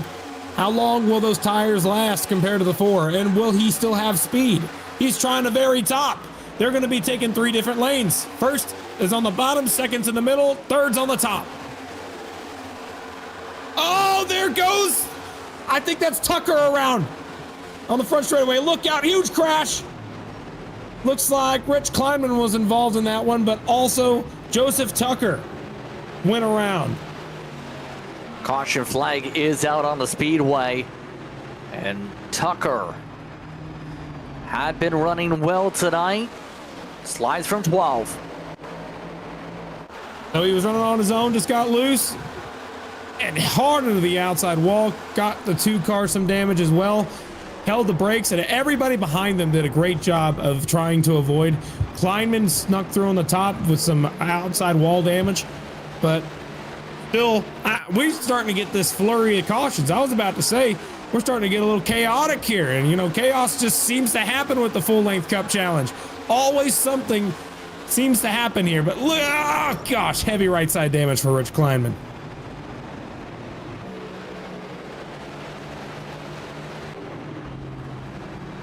So, 36 will have to make up some ground. Still no damage on the car. But, as we go, this will rebunch the field. Galata at least will get the chance to restart for the first time in a while on the inside line when we get back going here. Lucky Dog is going to be the 30. William Owens. So all of a sudden the stage going from a long green flag run filled race here, Kirk, to a lot of cautions. Big change of the trends. Yeah, what we saw was long green flag runs all the way up until William Owens lost it out of turn number 4, and since then, caution after caution, and it has just been wild here at the end of stage 2. You can't really say who's going to be able to make it to the end because it's been so wild. So a lot of cars got involved that were in the playoffs. You know, Benefiel was one of them. Hoytsma's been involved in some accidents. It's just been one of those days where you can't seem to avoid the trouble unless your name is Roman. Right now, you're the leader. You feel pretty dang good knowing everybody else is having not the best of days. Yeah. Now, we'll look to see where things stand here soon.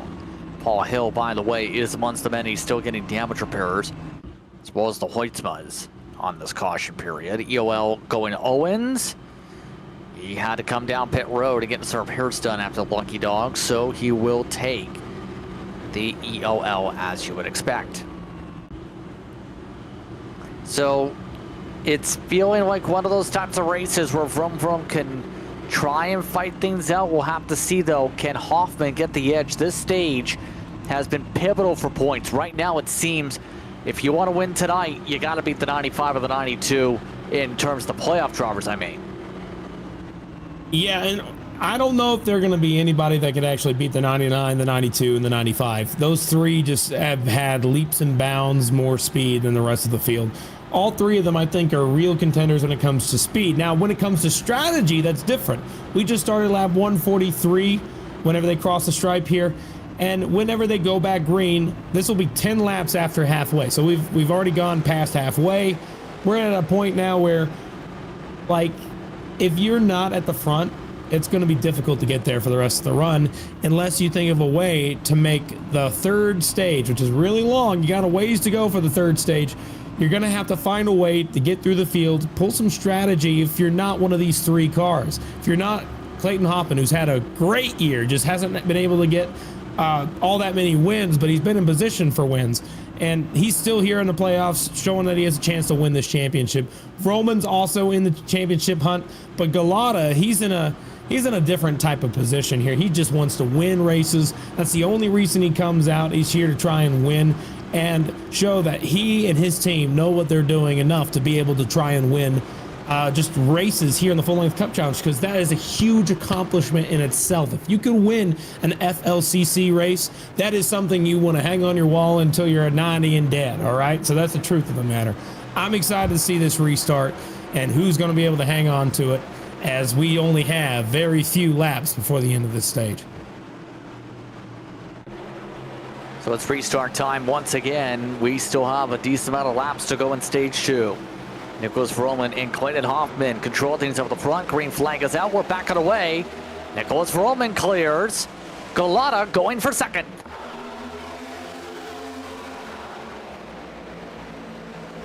And that's 6 cars all over the back bumper of the 92. Good jump for Galata in all of this. That's what we expected here. Inside line to prevail early on. Galata already going for the high side, though. Oh, well, look at that send. The 12, Hudson, trying to make a cut to the inside of the lane. Who wants it more? Here we go into turn 1, side by side for the lead. On the outside, it is Roman trying to hang on to it. Not for long. Look at that. Galata sends it in, and he's got the lead. Just like that, as they are 3 wide for 5th. Look at that. Where did he come from? Alex Murray in the 7. He won here in the spring, and now he's trying to get up to the top 4. He's all over the back bumper of the 6 car, who just hit the wall so very hard. They are still 3 wide back in the back with DeCiani, Dyson, and Nolan Hodgson, who was just eliminated from the playoffs last week, currently sandwiched between 2 guys that beat him. Yeah, this is a little bit of a yikes moment as Galata sets his fastest lap of the race. Oh, a jet out back there. Some drivers thinking about 3 wide. But still side by side. DeCiani, the highest he's ran tonight, is right now in contact. Hodgson leans on him. That was so dang close. Hang on to it, DeCiani. This is the highest that we've seen that 4 car all day. Currently running in 7th, trying to hang on to it. He's trying to get every stage point he can. He knows what he has to do. He's got a tall order. He came into this race 4 points below the cut line. They are still 3 wide, beating and banging on each other. Tyler Hunter's there, Jacob Simpson, and Adam Benefield's in the middle of this mess as well. Another playoff driver in the 83 on the very top. Look out! Super tight on the exit. Able to hang on to the race car. That 83 is moving forward. You see some of the drivers pushing to the inside. Coffee we haven't talked about very much since early on. He's amongst those that works with Murray. And right now trying to find a way to the inside. Mesnard, yet again, good defensive awareness. Big cut. Benefield wants his spots back. After that wreck, I thought that 83 would be out of it, but no, he was able to get that damage repaired. He's able to do pretty dang good. He's on a radio screaming and yelling. He's ready to try and get to the front. He has a fire under his tail, ready to move up to the front. He's trying to get by Alex Coffey on the bottom. Mesnard's up top, going to slow up the 54 a little bit. That might give the 83 the door to head on through. Not quite. Still going to be stuck on the bottom, losing some momentum on the back straightaway. But man, these guys are just really pushing hard. Everybody knows what they got to do, which is make it to the end of the stage. And they got about, I believe, 15 laps before they get there. 15.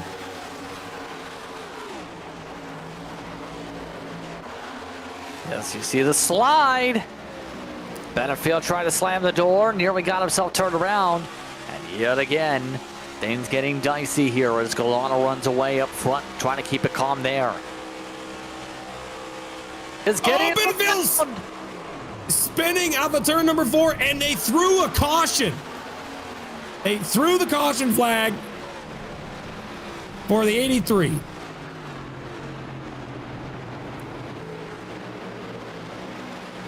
Thank you, Adam, is what was said on the radio there.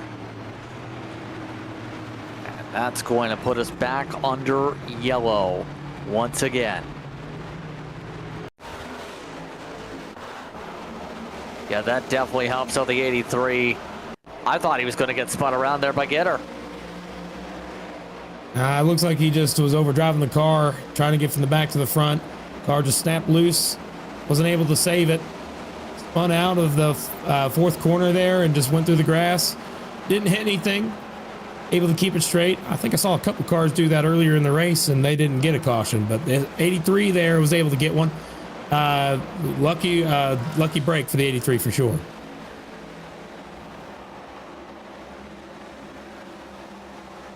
So a narrow caution flag here for the field to work its way under 15 laps to go on the stage. Galana is in command to be able to control things up front. Looks like Chris Davis will actually come down pit road, as well as a couple people at the back of the field. There's the replay again with the slide.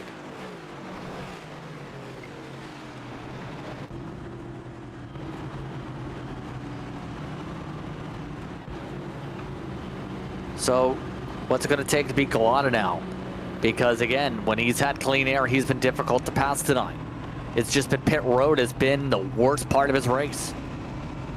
Yeah, I mean, I'll tell you what, if they know how to beat him, it's going to be entertaining to watch. I have no idea. On the short run, he just got that launch speed. He's able to go from any position within the top 10 up to the lead so dang quick. And I think that 99, he's kind of someone, if we would have seen him at the beginning of the year and run all year, I mean, part of me believes he might actually be in position to try and win a championship. He's that quick week in and week out. Every week we've seen him come out, he's able to be there. Now, the problem is that he has issues with finishing the races sometimes. Sometimes he gets involved in accidents, sometimes he makes mistakes. Sometimes he's sped on pit road. I remember seeing that one happen a few weeks back. That 99 car, though, the talent is there. We know that 99 car is quick. He's going to be able to be a driver to try and win this race here and prove that he can do it again. He's already won here in the Full Length Cup Challenge, and he can do it again, no doubt about it. It's going to be hard to beat him. And Vroman knows it. Hoffman knows it. Everybody in the field knows it. You got to be able to come up with some interesting way to get on by.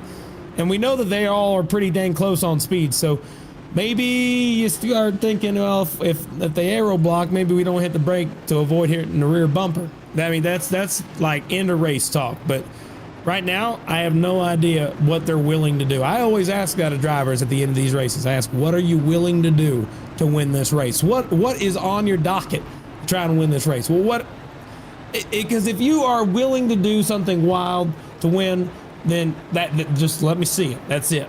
If not, I mean, there's always that line that you got to draw in the sand when you decide when you want to try and do everything you can versus when you're happy to settle. And we're going to find out what that is here on this restart. To start lap 154. So we'll have 11 laps to go on the stage when we take this back green. So again, your top 10 is Galata, Vroman, Hoffman, Delaney, Murray, and Dyson, followed by Hastings, DeCiani, Hodgson, and Mesnard. Are part of your top 10 for the restart with 114 laps to go. Still a decent amount of time to be able to work on things here. So let's find out how this restart goes for the field. Pace car is off. Coming up to what will be about a 12-lap dash in stage 2. Green flag is out. We're backing away. Outside lane just has not been launching all day. Or pull from the inside, and yet again Hoffman trying to make that roulette for second work. Can he get the run he needs there? Squeeze for the 95 as we see some scattering in the back, 3 wide. And guess who's 3 wide right now? Benefield. He's trying to make it 3 wide there. Look out, as up front they're still doing so many different lines. It's kind of hard to tell where they're going to end up by the time we get out of the corner. You just hope that they don't make contact. Going into the corner there, Hoffman and the 6 car of Delaney trying to make it work as Alex Murray's up in the wall. Losing positions on the left. Oh, and contact, around goes Brandon Hastings. The 54's involved, the 2 car, the 73 of Mesnard's around. Big one down on the back straightaway. Caution flag is out. Mesnard, significant damage. Coffee taking responsibility on the radio. And the cautions continue to fly as Coffee is destroyed.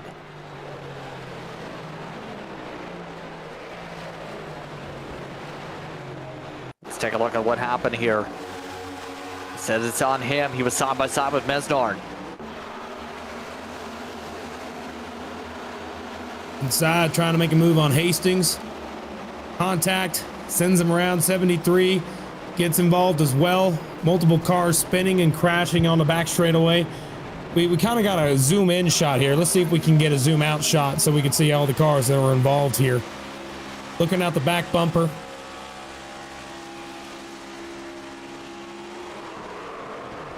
Not going to be able to see much here. There we go. 73, a couple others getting involved there, and just nowhere to go for a lot of these guys. I feel bad for the 73. I don't think he did anything wrong there. Yeah, right here, they dodge Murray, and wow, huge checkup, and that's going to spark Mesnard around already with the front nose damage. And it's going to take a while for him to fix the nose damage there. Let's take a look from Hastings.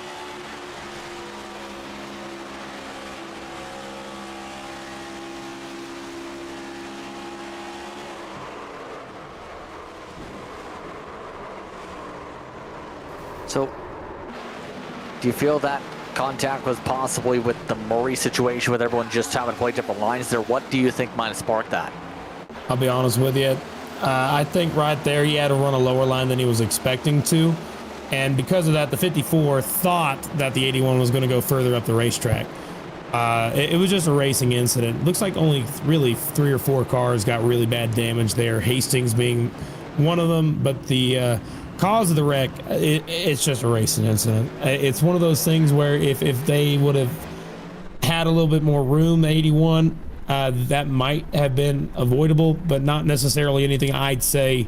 Those are coulda, shoulda, wouldas. It's not going to change anything. I don't think it was necessarily anything you put a blame on there. But still, the contact was made in the left rear of the 81. So the 81 every day of the week is going to say it was the car that spun me out that brought out the caution. But, you know, there's always going to be arguments there. I can't really tell you who's at fault there, but I could say it's just a racing incident, and that's the best way to describe it. So, running out of laps here in stage 2. We're less than 10 laps to go in the stage. Galata in command, followed by Roman and Hoffman. Delaney behind with Dyson. DeCiani, Hodgson, Murray, Gallimore, and Gitter are now your top 10 as Ewell goes to Tucker. So we'll see when the stage closes out here, where everyone takes 4 tires once again on the strategy. And again, by the time we get back going, it'll be less than 100 laps potentially here to work on the cars and be able to battle for the race win here in Vegas. It becomes a open after this. Absolutely. I got to tell you, after looking at that incident again, it looks like only about 5 cars were involved. Jacob Simpson, Brandon Hastings, Alex Coffey, the 71 of Mesnard as well, and Paul Gallimore. Everybody else was able to avoid contact, and the worst of the contact went to Alex Coffey. Heavy front end damage, probably done for the night. But everybody else, still okay. It looks like that even Hastings is going to be okay. He's still out there on a lead lap running 26th.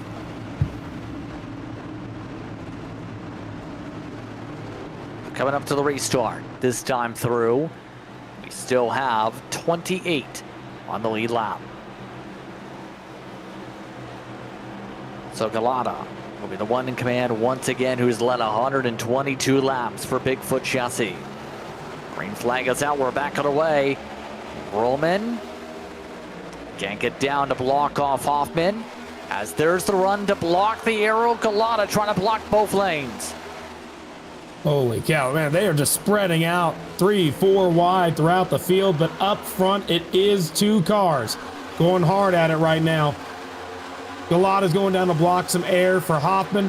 You got Vroman there in the middle, and the 6-car Delaney trying the top. They are just all over the place, all through the field. Yeah, a little bit of tightness right now between these drivers. Delaney forced to try something different on the lane choice. Delaney trying to make the move for third. Doesn't get it, as we see Gallimore Mutzels working the bottom. See Murray trying to make the charge, squeezes his way alongside Hudson, trying to make his way through the traffic. Murray doing well to be able to get through some of this. Yeah, recovering from the prior mistake of getting up into the wall. 7-car trying to regain those spots that he lost. But, I mean, he's able to do it. And Paul Gallimore's following him through a little bit, that 66 car. Look out, here comes the 83 of Benefiel again. He's in a points playing position now, back up to 9th. Yeah, Benefiel, great recovery, showcases his speed long term in the car. Still trying to find his way to complete the pass, though, and get self single file, try and get into a rhythm. Gitter will give him a shot, actually. Patrick Gitter trying to help his case to get alongside. Benefield's dancing. That rear end is not stable. A squeeze up the track to clear.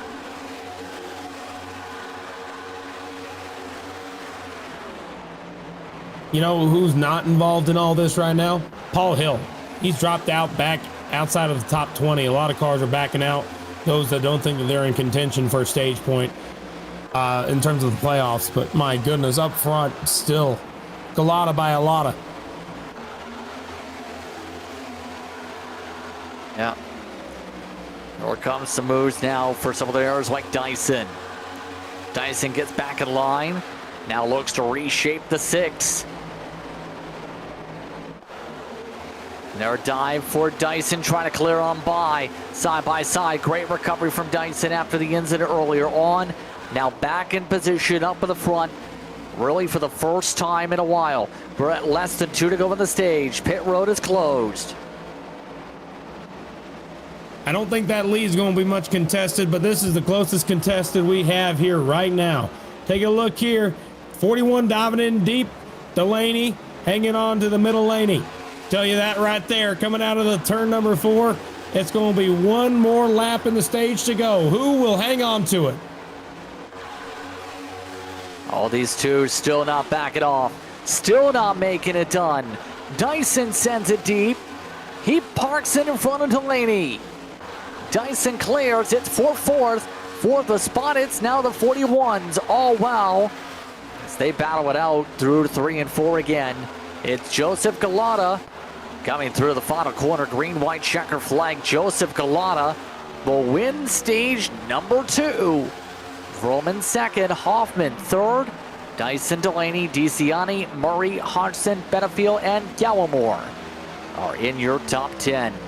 Interesting, to say the very least here tonight, but it's been difficult to pass the 99. He'll lead them down pit road in a moment. Stage 3 coming up. You're watching Maconi Entertainment.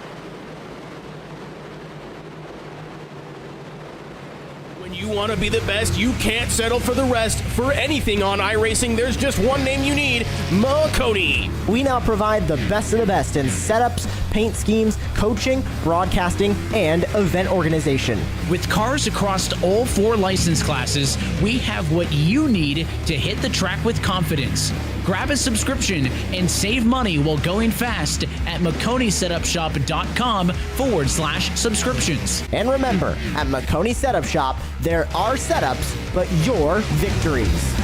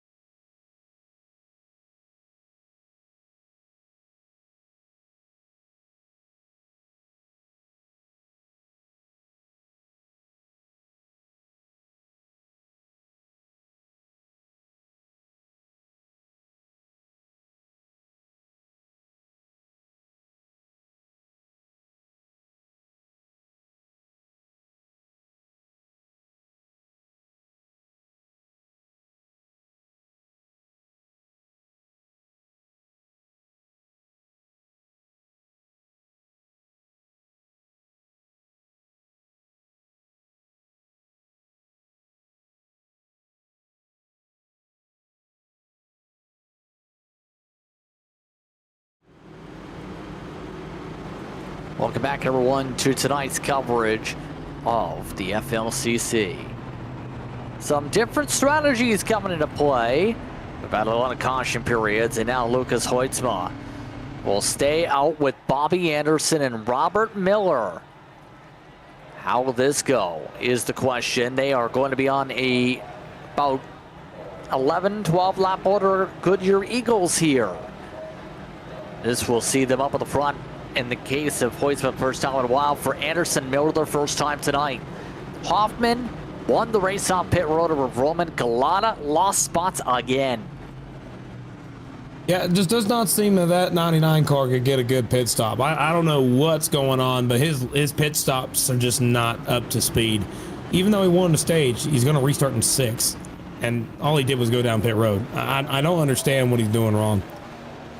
That's kind of wild to me. Like, I understand that they have the differences between the pit stops, but that pit crew just needs to get something in gear to change. He's kind of having to put on a show every single time he runs through the field. Now the question's going to be here, though, how will the older tires survive up here? We've seen how difficult it's been on older tires. Well, I haven't seen too much difference on the tire sets. This is our first major challenge of the night, I should say. Now we got to start thinking long run. You got to start thinking long run. And Anderson, Hoytsma, and Miller, I mean, their decision to stay out is an interesting one. They got 99 laps to prove that their strategy is the best one. And I'm excited to see if they're able to do it. I'm always a fan of strategy, and I like seeing what they're willing to do. They're willing to stay out at the end of stage 2 to try and make it in to the next round. Here we go. Let's give it a shot. Green flag is out, and Anderson didn't go. Anderson didn't get up to the gears well, as already Hoytsma tries to play the lines as here comes Roman. Looking to take third, gets third, brings Dyson with him. Tire outside line gets checked up as the top 3 or 4 clear.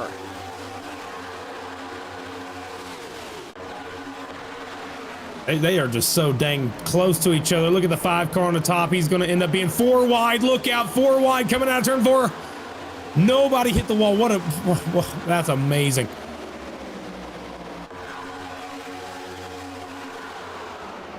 Yeah, look at this traffic right now for Delaney to have to deal with. Not doing too well in the middle with a squeeze with Galata. Hodgson. He checks up right nearly on Delaney's nose there near contact. That got a little bit sketchy, a little bit too fast. Galata trying to make his ground 3 wide through the middle. Golly, these guys are diving in all over the racetrack. You saw Roman just go straight to the bottom. That time by the 99 got aero blocked by Vroman, sitting right there on the worst part to be honest with you. Heading out of the corner, they are even, side by side now, single file for the majority of the top 8. But when you go into the corner, they're just choosing whatever lane they like and make sure it's not where everybody else is running. Look at the 99, top lane, slingshot. Yeah, big run for Galata. So Galata clears on by 1, now has to get by the old tires. Robert Miller is now the leader. See that difference on the rubber coming into play now that Galata is set free. Last time by while making passes was 2/10 quicker than your leader. Now is immediately trying to go for it. Aero block into the wall. One way to work.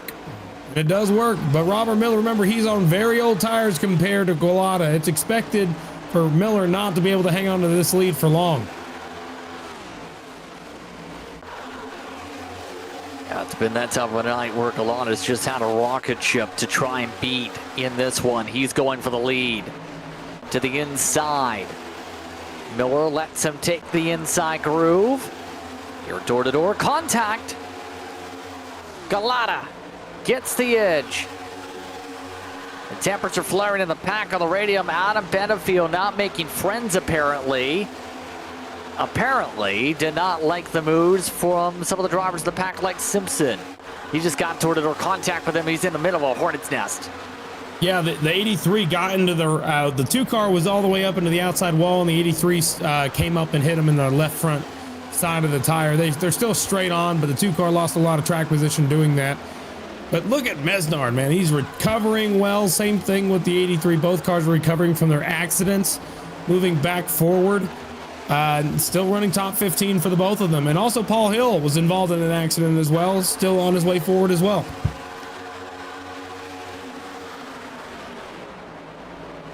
See how things are playing out for the drivers here. Hodgson, he's in the wall.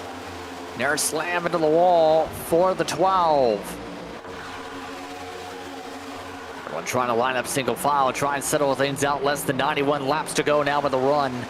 As trouble, Miller's loose in front of the pack, crashes. Oh, huge! Oh my gosh, multiple cars. The 6 car Delaney's involved and he's blown up. Huge playoff implications for the 6 car. Oh my gosh, that was a hellacious hit. That was so dang hard. Yep, big overcorrection into the wall and back into the field on the ricochet. Miller, he was pushing hard that run and that car just snapped. The 97 is so lucky, but the 41 got involved. The 6 car blew up. 15 got heavy contact to the outside wall. A lot of cars were able to miss. Multiple cars involved, though. I got to tell you, the 15 of Robert Miller, I've seen that car do that exact thing earlier this season. I think it actually happened here. No joke. Turns 3 and 4, I think that the same thing happened in the spring. I got to double check, but I'm pretty sure I remember seeing that exact look right there where he, oh gosh, it was right at the start of a race too. Oh man, that's so deja vu moment right there. Yeah, Murray got power driven, he said on the radio from behind on the checkup. I believe it's Dyson who might have been the driver. See right there. Yeah, Dyson was alongside, if anything, as Murray gets snapped around for the contact.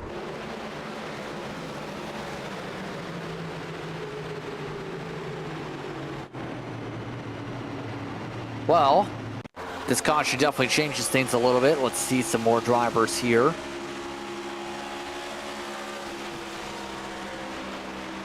I believe to 7 again. Let's take a look further back at the pack. Yeah, Stephen Williams are on board with him now.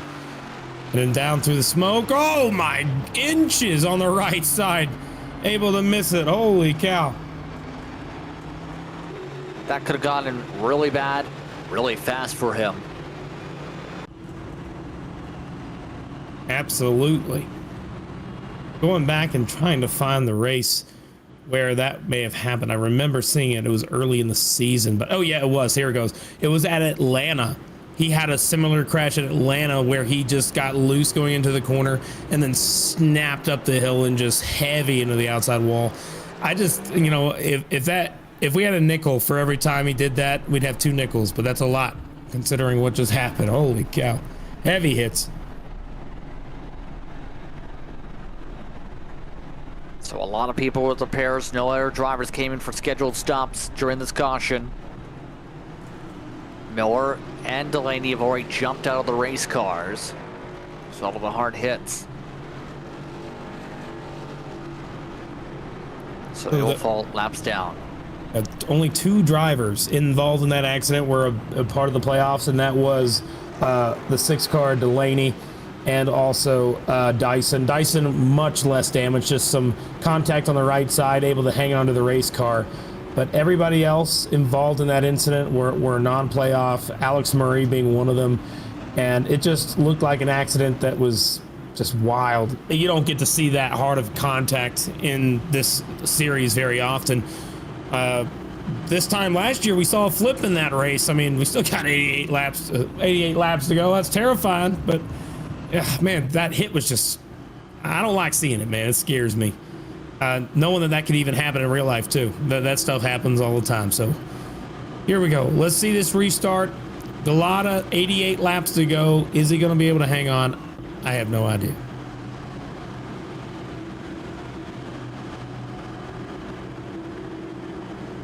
So we'll try this once again. 87 laps to go. Galata and Hoffman on the front row. Lucas Hoytsma is still up front on the older tires. He's basically been the only one on shuffle back. 2 tires still working for him, and Mesnard in 7th. Here we go. Green flag is out. We're back underway. Good restart for the 99.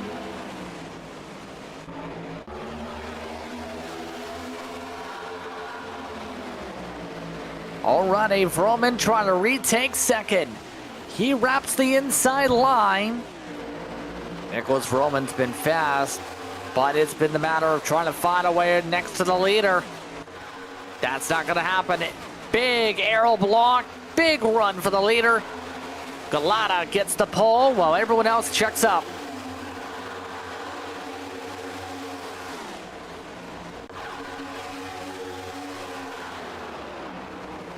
Wow, I gotta say, right now, looking at that 97, I did not anticipate seeing that car back up in the top 10 at all this race. He's just been, oh man, they are 3 wide back there. Look out. Holy cow.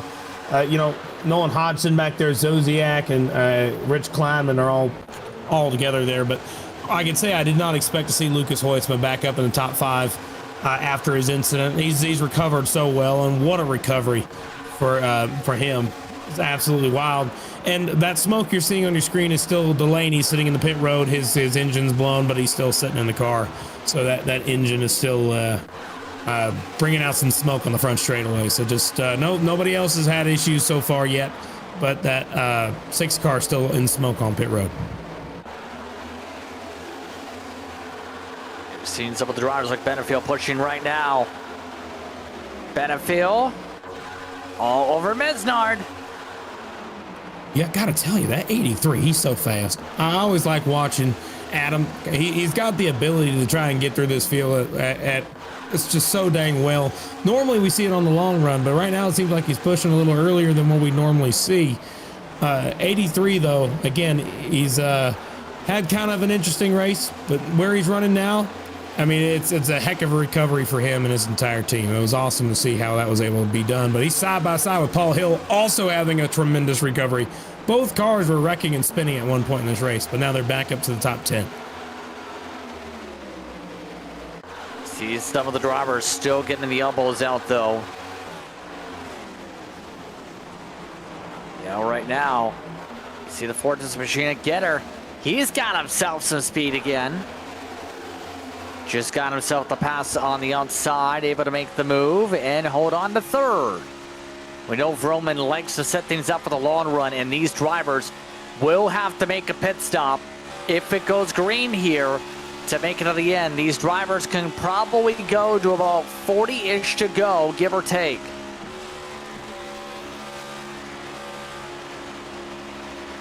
Up here, it might look like they're really spread out, but if you go back in the field where Tanner Marty, the 48, Tyler Hunter, and Bobby Anderson are, they are 3 wide back here. It's like pack racing in the tail end of this field right now.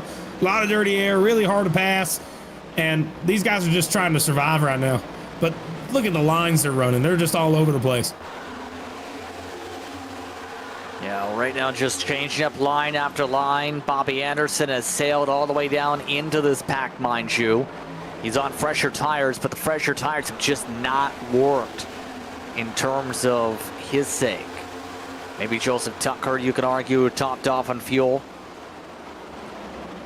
But right now, Dyson needs spots. 15th isn't going to cut it.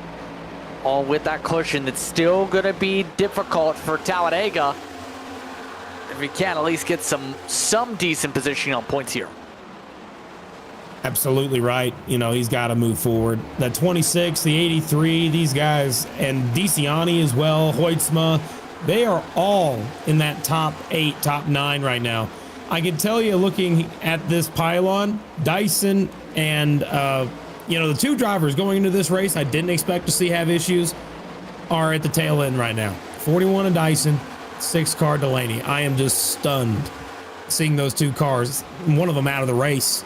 The other one still outside the top 15. Now it's just got up to 14th, so now into the top 15, trying to move forward. But look at this 73 of Mesnard. He was around spinning just like the 66 of Paul Gallimore. Across the front straightaway, caution is out. No contact for the 66 as he went back up onto the racetrack in front of oncoming cars, and the caution comes out. Gallimore and O'Brien are the drivers involved in that one. And it puts us under the caution flag. Yet again, another yellow. We're still outside the fuel window. Watch right here, just got loose. Nowhere for the car behind O'Brien to go. Yeah, this came right up into race traffic. Great job by the whole field to miss it. You know, it's so hard to be able to keep the car off the racing surface once you spin into the grass.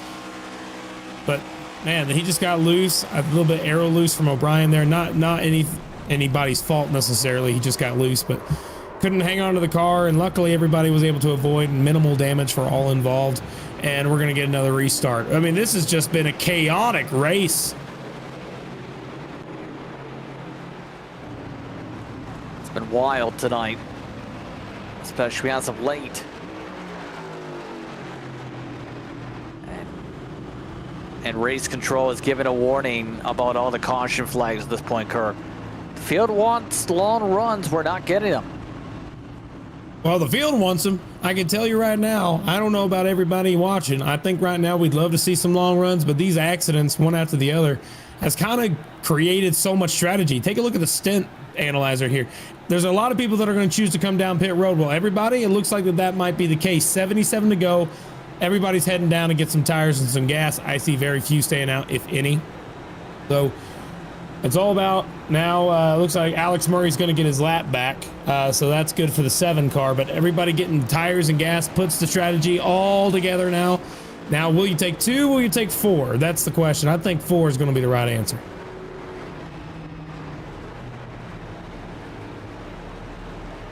It's going to be a huge thing right now for this field.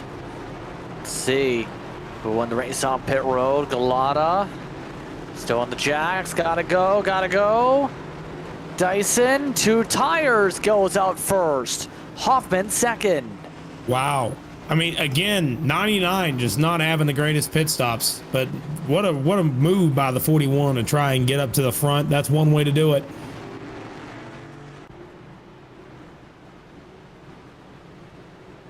So Andrew Dyson gets control of the field now. This is going to be interesting for him. He's been marred in traffic the entire night. The first time he's led here, Kirk.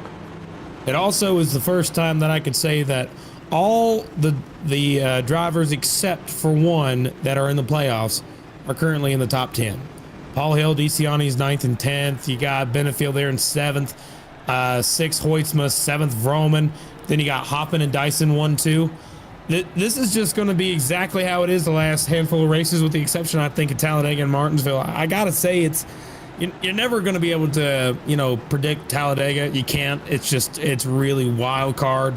But Hoytsma is able to do it really well, so it's one of his better tracks in terms of his luck being really well there. But everybody else, this race is probably going to be one of the last ones that you might see everybody in the top 10 in the race. I mean, it's going to be a lot of fun to watch this restart. We're going to get the green flag back with 74 laps to go. Now, the question is, with fresh tires, will the 41 be able to hang on with just 2? I don't know. I'm worried about it, to be honest with you. On the long run, I have to see what his long-term plan is here. It's just an extra 74 laps is all he's got to do. So we're going to have a money stop coming up here in a little while. That's fun, something to watch as well.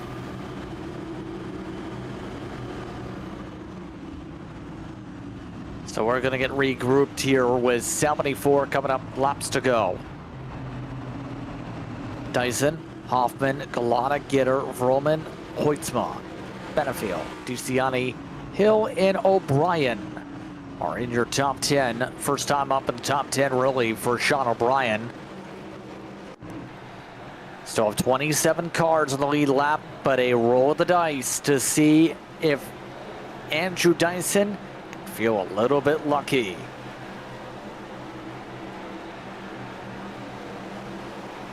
Here we go. Green flag is out. Galata trying to push him. Galata still doesn't get a good fire off from it, though. If anything, Hoffman got a better jump than the most of the inside line. 92 able to jump to the bottom. Here we go. Yeah, 41 car, first time seeing clean air all day. We'll see if that affects his car positively here as we're heading down the back. Single file for the first two, but still side by side with Galata and Gitter. Galata on the bottom, Patrick Gitter up top. Gitter's trying to make it stick up there. It sure does. A little bit of wall contact. 99 goes down to the apron. 21 follows him down there. You see them right now trying to fight it out. Galata trying to wrap the bottom. Hoffman hit the bumps. Side by side draft now. 92 to pull him back. Doesn't work. Dyson just preferring to take away the inside line's clean air. Well, Hoffman searches for it up high. He gets squeezed to the wall. Contact with Galata. Oh, man, hang on to the car. Luckily, they sure did. And now Patrick Gitter's got to run. He's going to try and send it 3 wide. Look, oh, hard into the outside walls. There goes the 92. Heavy right side damage, and they are wrecking up in front. It looks like Galata got loose. He's still trying to hang on to the car, and he does, but the damage is already done. Hoffman, heavy right front damage. That got ugly very quickly. And we have slow cars around the racetrack. No caution. Let's take a look.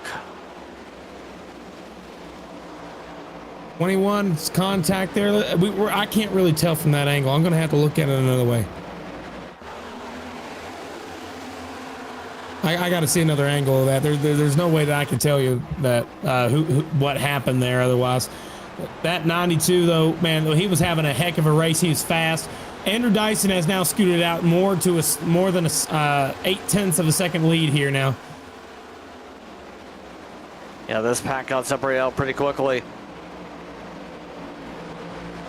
Everyone hearing is 10 laps short on the fuel mark per race control. That's the estimate we're hearing. So that will put us with, well, 10 to go.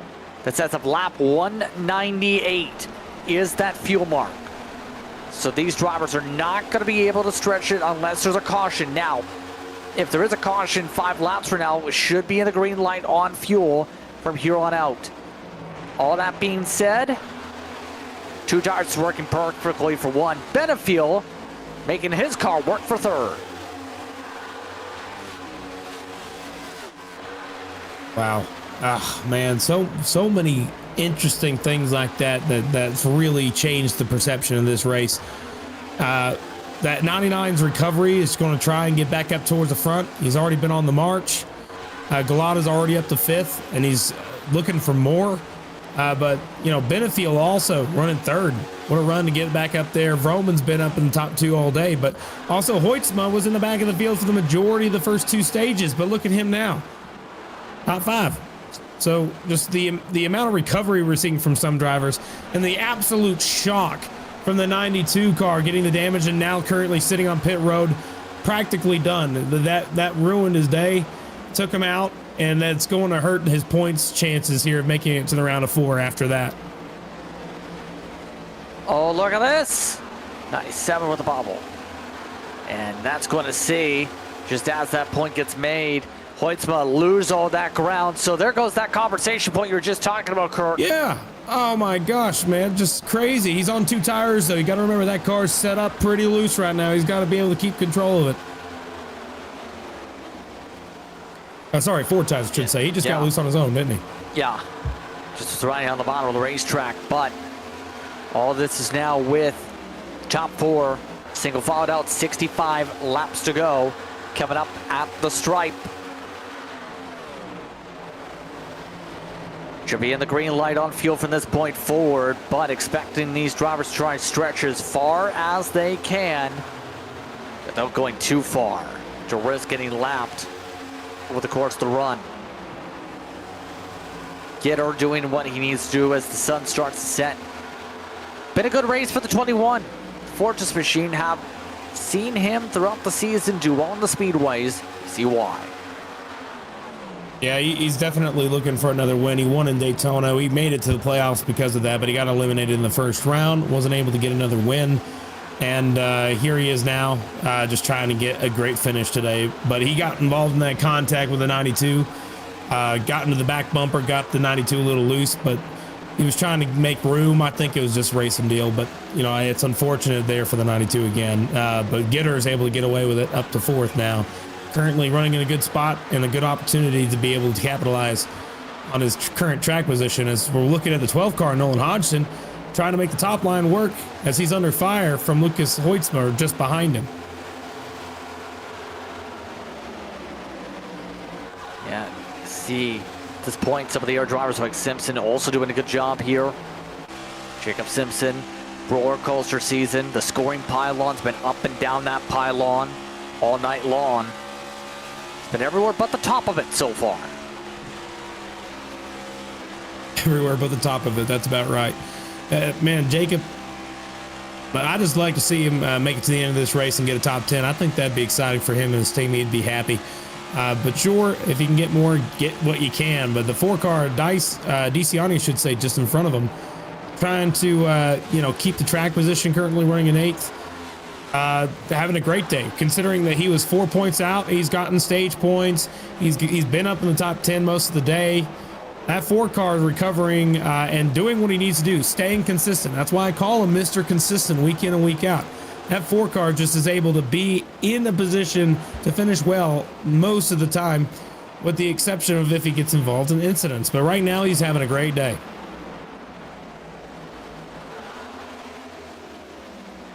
Talked about DeCiani needing to score points. Been swimming around 10th to 15th much of the day. Since some of the drivers had attritions, been swimming around 7th and 8th position. Right now in a decent points day, but he's got to make sure he keeps it clean. Speaking of drivers trying to push, you see some of the side-by-side. Simpson trying to make a run on Hodgson. Hoitzman trying to get him by both. Need every point they can get. That 97 does right there. Oh, golly, we almost just had an incident back in the back of the field. Chris Davis and Sean O'Brien Jr. just got so dang close to each other just behind this battle we're looking at now on your screen.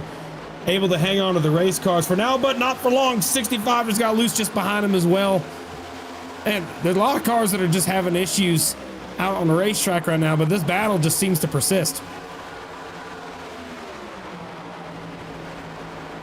Just trying to push hard. Oh, near contact there. 65's all over the place. Yeah, he's kind of said some of the stuff like that on the radio. He's been having some challenges. 16 plus 11. Hoitzman, by the way, did get around Simpson as Simpson claps the wall. You cannot afford to keep on hitting the wall at this point forward. You just cannot be making that mistake at this point of the run. By the way, the 30 is surviving. William Owens somehow is still in the car. 11 pit stops tonight. Second highest, make it third highest in the field tonight. Run around several times here this evening, but he's been able to stay away from that incident limit. Oh, 65's in the wall just behind him as well. He rode the wall going out of the corner, but the 30 car, wow. What a heck of a day. He's kind of had topsy-turvy. He was spinning off turn 4 twice today. That 30 car now is in the top 20. What a great recovery for William Owens in the 30. Here we go for the race lead, though. Nicholas Roman said, America's coming. Take that, road course racer. Well, to say the very least, he feels like it's time to wave the flag. And you know which one it is. Yeah, I understand. Man, this is going to be good. I like this setup here. This looks like it's going to be a fun battle. We'll see if Roman's able to just go on by. A little bit of taunting there. That just makes it even more fun to watch. Here we go. Out of turn number 4, 41's loose. 95's going to have a run. He's going to try and go to the outside after faking the inside. He's going to have position on him. Into turn 1, side by side. Outside Roman, inside Dyson. Dyson's loose. He's going to come up, do some aero blocking. Look out. No contact. They keep it straight. That got a little bit dangerous there, to say the very least. Roman trying to push the issue, and obviously Dyson not going to make it easy. We know how fast the 95 is. Long run, though. Benefield's pushing so hard he's nearly walking into the wall. Roman trying to build up something, anything to get alongside and make the run.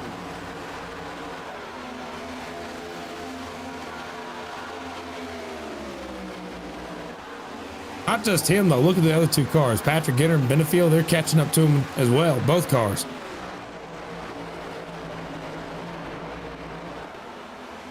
Here's going to be a good run right here. He's got a big run.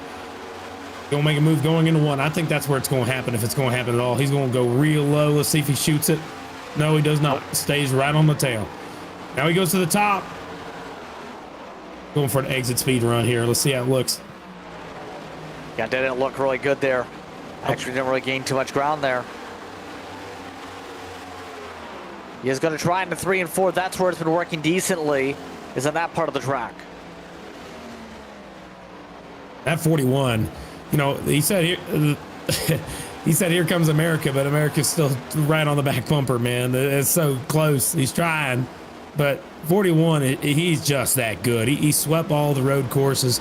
We saw him win in Nashville. That 41 car, he's just that good. Even if he's, you know, maybe not have the fastest car, he knows how to run the lines to be able to, you know, keep the lead in these situations. But the 95 course long run just seems to be working a little faster.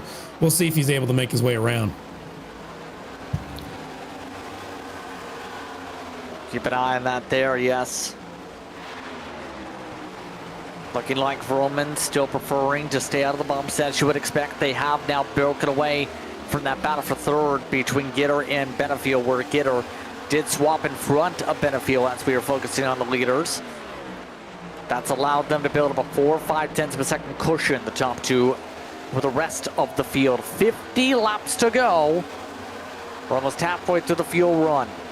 Some of the others doing this, by the way. Noah Hodgson, Joseph Tucker. Whoa! That's not pretty. Tucker on the bumper.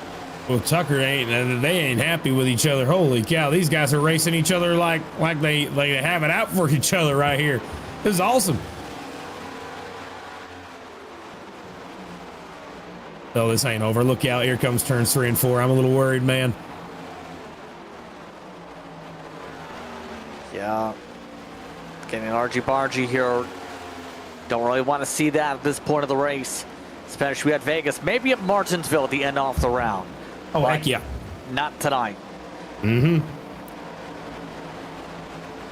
Hodgson seems to be faster, though. Tucker seems to be flying back to Lucas Hoytsman's clutches for that 9th position, if anything. Meanwhile, behind them, Simpson has his own pack that he's trying to hold off. Bobby Anderson, William Owens, Tyler Hunter back there. Kevin Zosiak's connected with Sean Gallimore. Sean O'Brien. Paul Gallimore is also in this group. All of them fighting pretty hard still. Absolutely. No, these battles on this track are just only going to get more intense as we get closer to the end of this race. Right here, take a look at another one trying to get by Tucker here. Tucker has just been struggling, but having a great day. Just not quite good enough to get to the top 10. He's kind of under fire. Hoytsman was able to get on by. That puts him up to 9th.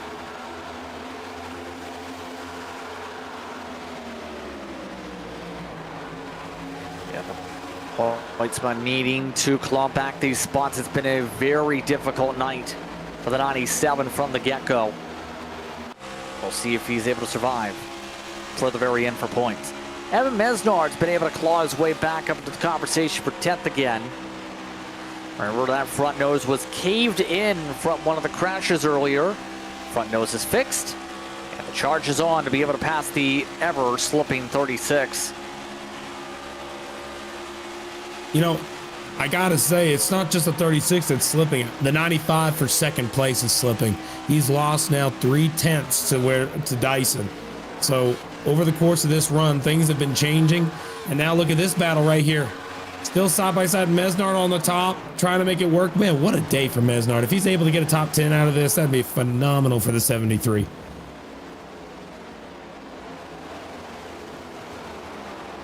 Be a brilliant race for him on the very end. Another top 10 at statistics. You know who's joining the conversation? Chris Davis has been quietly in towards the back tonight. He's up to 12. Up 17 from his starting spot. Where did this come from for the 74? One heck of a race. If we go back and look at where he ran in the spring, I remember he did actually really well in the spring, this car. He was able to do one of those finishes that just were a little outlandish. He started back in 29th, and he's back. Oh, no, that was a different driver I was thinking about. But yeah, back in 29th, started in the back, moved his way forward, up to 12th now as he's watching these two door bang down the back straightaway. Look out, Mesnard. Yeah, and a squeeze by Mesnard. Oh! Whoa. Hang on to it. 74's in the grass. No caution. Didn't go around. Chris Davis went for a slide while watching that happening, and there goes all the spots. I hate to see it for Chris. I really do. He was having such a good run, too. Gitter's in the wall hard that time. He's really trying to chase down Roman. Lost a lot of momentum from that hit. They're still digging. The two tires have been perfect for Dyson this entire run, by the way. He's still up by 4/10, but now it becomes the important step. Pit stop time. How do you get yourself a money stop here? The timing of this pit stop, Kirk, will determine who wins this race.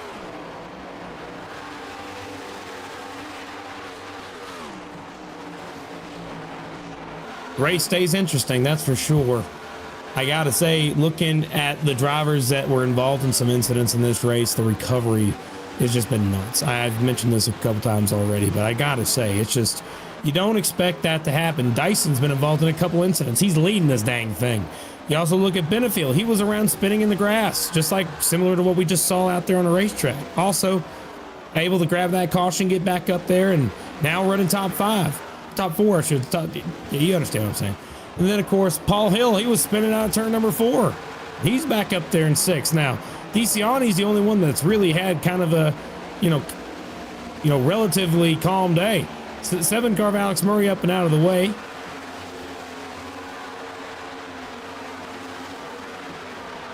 Yep, as we get sorted out here. Tower Hunter getting set. Joseph Galata is in.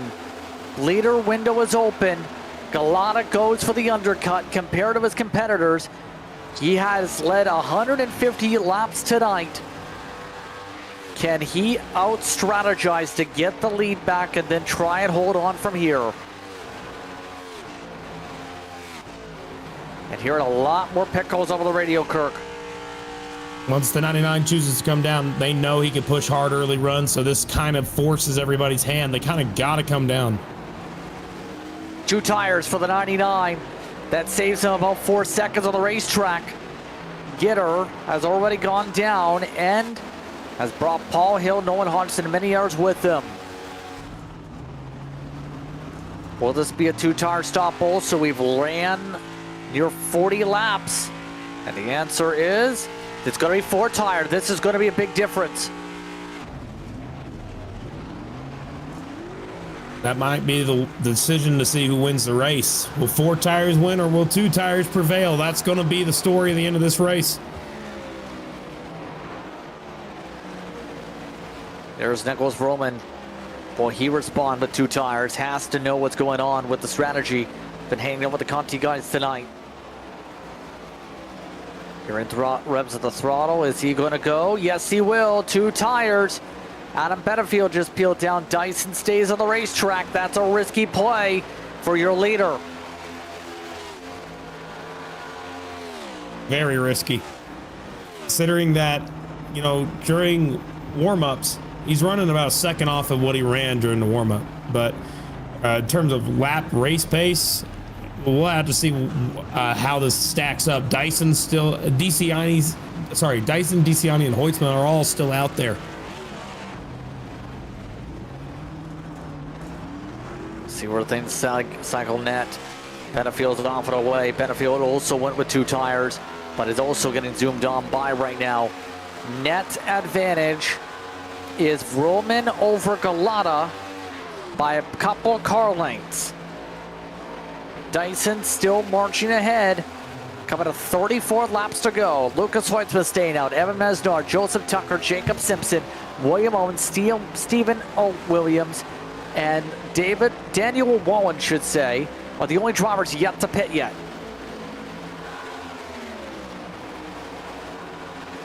Well, we're going to have to see how this all stacks up, because like the worst thing that could happen for the majority of the field is a caution right now. That puts them a lap down, and Dyson, Hoytsman, Simpsons are going to be like very happy about that if it happens.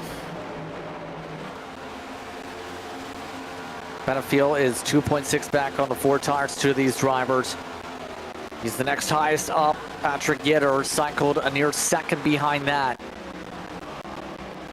Dyson is down. Did he wait too long? Is the risky pull? Hey, we've seen how tires have worked much of the night.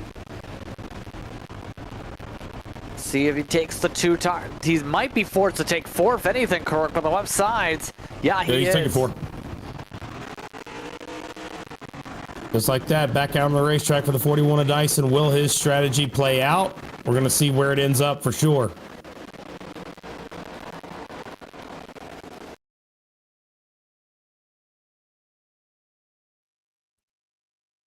Now we'll find out where this now settles through.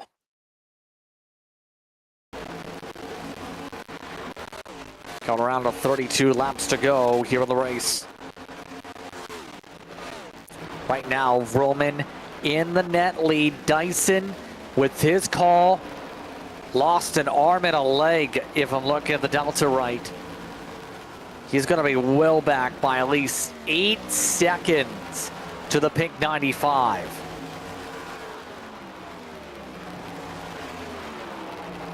Can he gain it back in the 32 laps to go?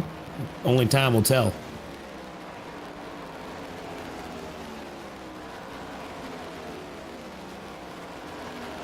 So now, as we go, it's going to be the challenge. Where's the way here?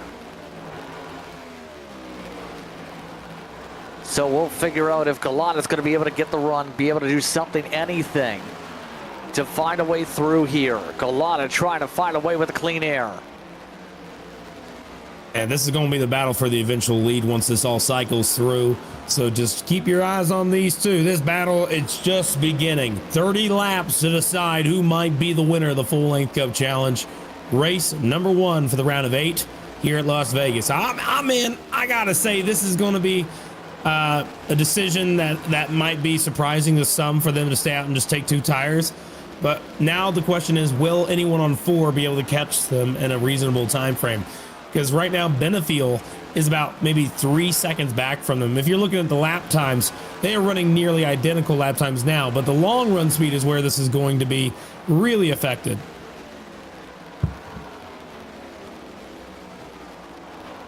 Yes, indeed.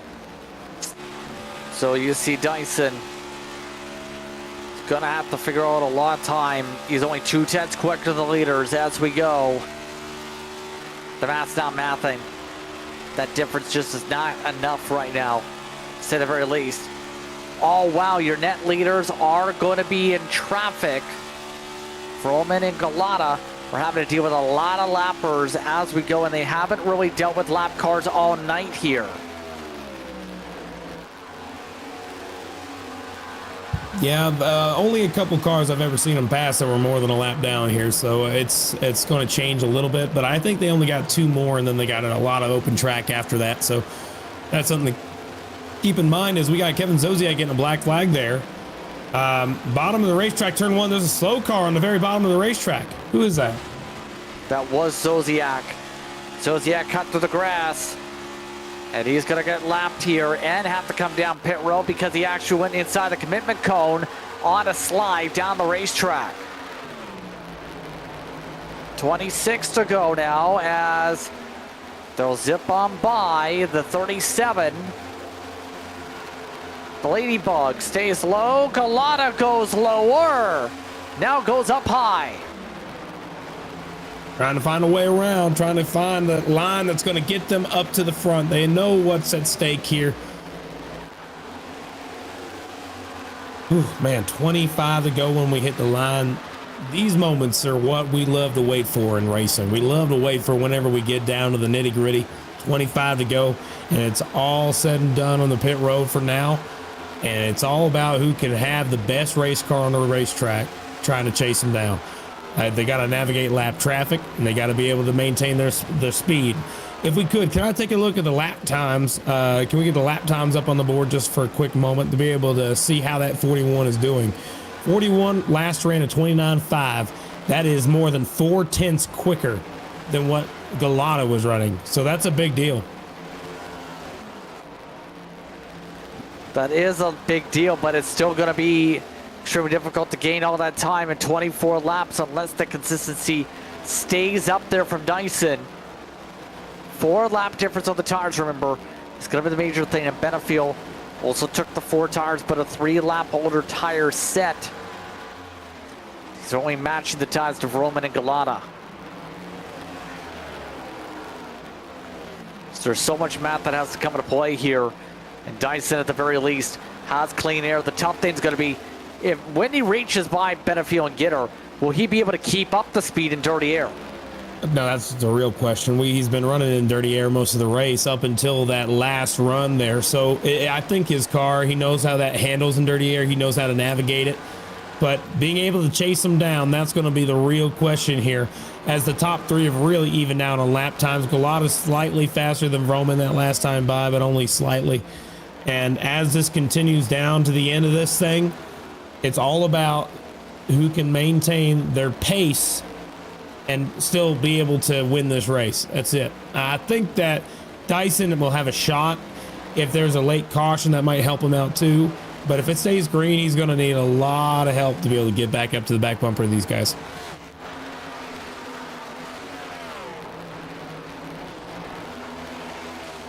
Yeah, you see that right now with these drivers. Gitter settled into 29.9s as we go. So coming up to 20 laps to go here from Las Vegas. It's looking like Roman's race here, where he hasn't been the leader tonight. Steven Williams is actually still taking on the lead laps here. Williams, this is a big play. He hasn't really had the speed all throughout the night. If he gets a lucky caution, he can really shake things up if he can maintain track position somehow. We've seen a lot of cautions today. I know that strategy myself. There are 3 wide battling here and there all over the racetrack in some places. So who knows? It might work into his favor. Right now, the 2 cars, Simpson and the 48 of Tyler Hunter, are kind of like racing each other extremely hard. You also see DeCiani here battling with teammate there at Paul Hill. Sorry, let me try that again. Yep, they are together there. So a lot of good friends there, I should say.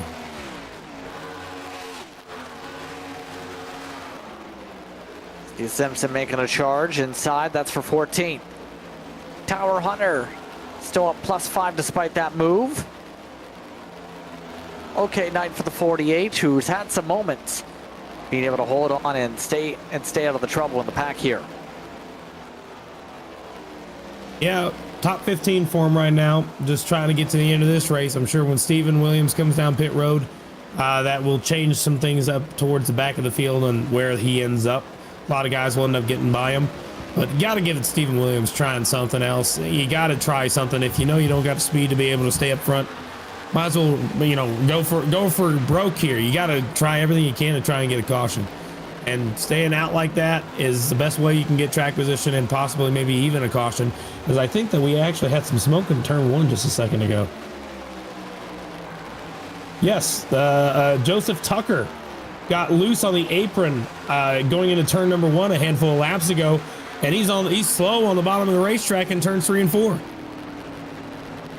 That car looks wounded, to say at the very least. The right front is destroyed. He's had many incidents tonight where he's been able to avoid damage, not this one. So the ESE entry will go down pit road with less than 20 laps to go. You've been running decent all night. Not anymore. Dyson has not been able to come within a second of Benefiel or Gitter. That time has stabilized out. 15 to go, and Gitter trying to do something.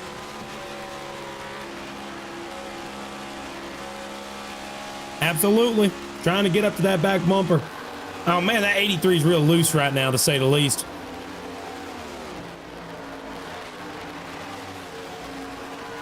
I don't know if he's going to be able to make it by him. Looking at this battle here, 21's a little faster, I think. But the 83, it's got the advantage here. You can use aero blocking a long way. It gets you a long way. So it will be really difficult for the 21 to get on by.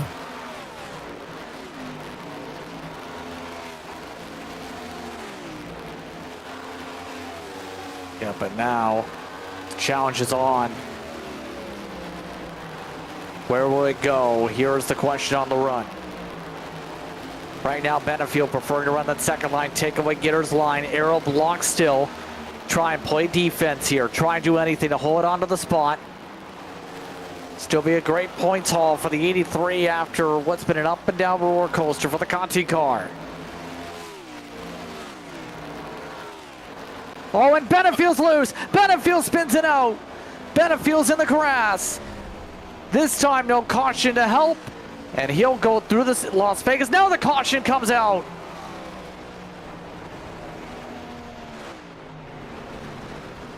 Oh boy, this changes everything. Steven Williams is your leader. Steven got what he needed. That is exactly what he needed. Steven Williams needed that caution. He was able to get it. And let's take a look and see what happened here again. Let's take a look at the incident there. Wasn't sure the caution was going to come out there with him in the grass, but again, playoff implications for Benefield again.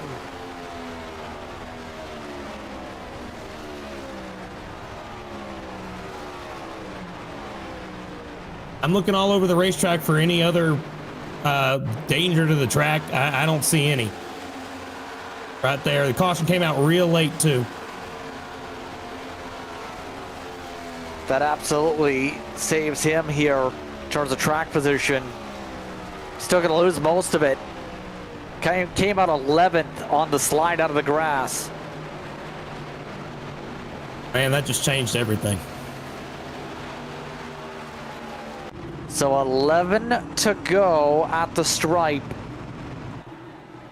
Steven Williams just became the hot potato up front. And with that run, expect everybody to come down. Now here's the challenge.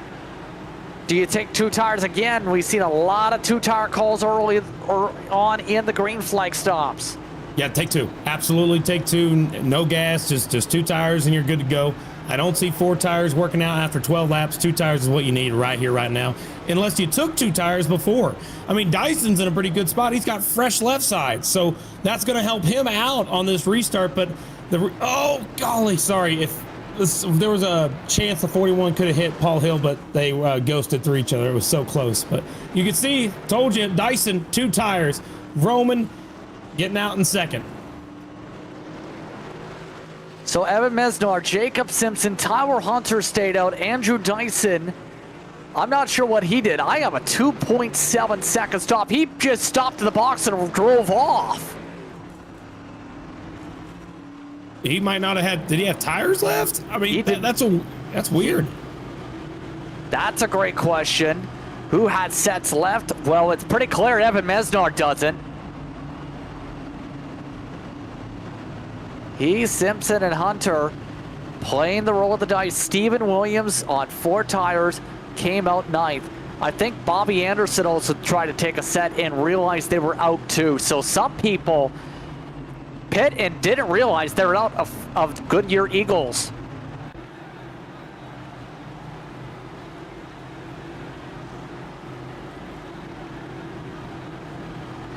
So now how do you play this? 10 laps to go. 3 drivers on old tires, a lot of no tires. This is a mess.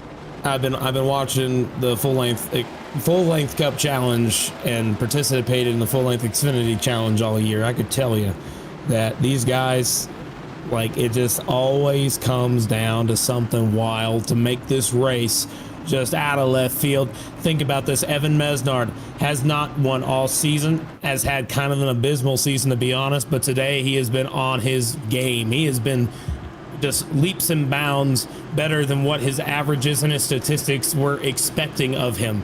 The 2 car of Simpson just been really aggressive all day, and he's in a position where I had mentioned early in the race, if he was ever up front and he had a short run to the finish, I think the 2 car could win a race. I still think that same thing right now, and he's in a great spot to do that, but he doesn't have the fresh tires. Tyler Hunter in the 48. Holy cow, how the heck did he get up here? These 3 guys just are all in a position now where they have to try something to make this work. The 41's in a similar position. I do not think that it's going to be that different between these 4. It's all about track position, and we're about to see this restart get back underway, and all hell's about to break loose. This is about to get chaotic. Evan Mesnard leads. The inside's not lined up. Somebody tell Jacob Simpson to get there. He doesn't. Mesnard. Oh, Chad man. Sander. Oh, no, it's Brandon Hastings up into the outside wall. Oh, and that might be a black flag. It is for the 58 because of that situation. Simpson is second. Dyson looking for third.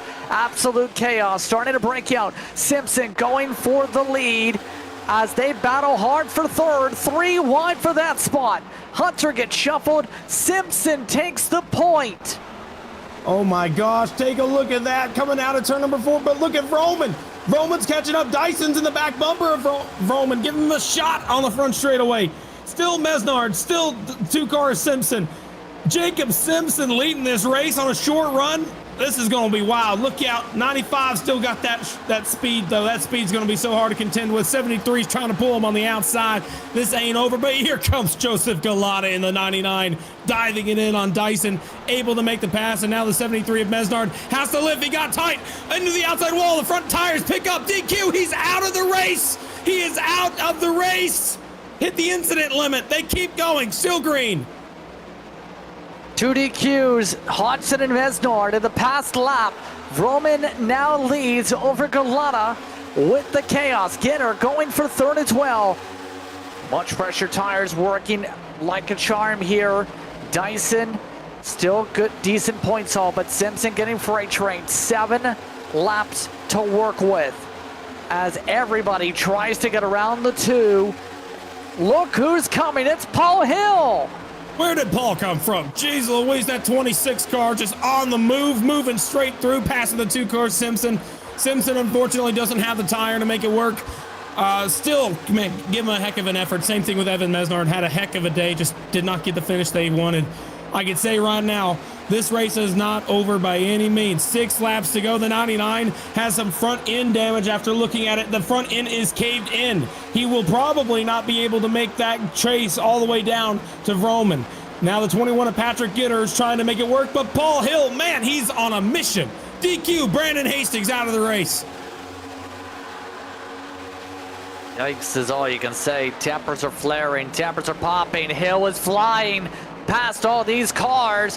Where did all this speed come from? He spent 32 seconds at pit road and Galata got squeezed up.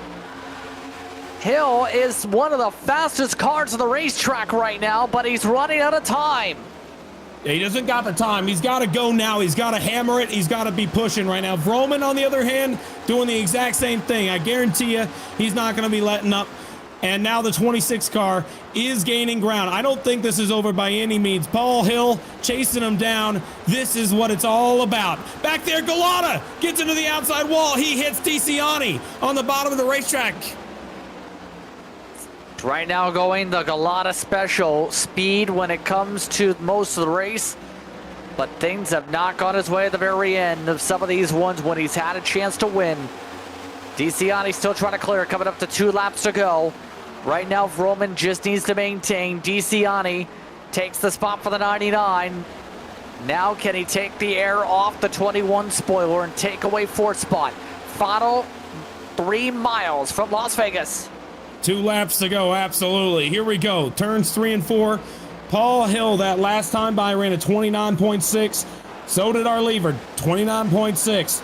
I don't think he's going to be able to close the gap, but Vroman is in this lead. He is about to punch his ticket to the Final 4 if he's able to lead this final lap. Coming out of turn number 4 to get the white flag, Nicholas Vroman. is going to cross that line. One more to go. He's just got to hang on to that car, and he will be going to the championship 4. Final time around for Nicholas Vroman. It's been a wild roller coaster of emotions from the start. He had to work all night to find a way around Kalana and take control of this race for himself. Now, for Nicholas Vroman, he'll come out of 3 and 4 for the 4th time this season. He'll take a checker flag, and this one will lock Vroman into the championship 4. Absolutely stunning drive by Nicholas Vroman. Not a mistake all day. Able to stay up front, and he's going to get this win, and he's going to lock himself in. That's amazing. He's going to be happy about it. Vroman needed to have something like that happen. And look at this top 3. I cannot believe Lucas Hoytsma was able to hang on to get 3rd. What an amazing comeback for the 97. He was wrecked early on. Paul Hill, he was wrecked early on. Both cars finished 2nd and 3rd, just 1 spot off. Vroman, though, had no problems all day, just coasted and won this race. What a run by the 95 of Vroman at the end to hang on to it as we do burnouts on the front stretch. Celebration is on. He led 30 laps tonight, all of them essentially coming in the 3rd stage except for a couple. Paul Hill, Lucas Hoytsma, Matt DeCiani, Patrick Gitter were also amongst your top 5 tonight.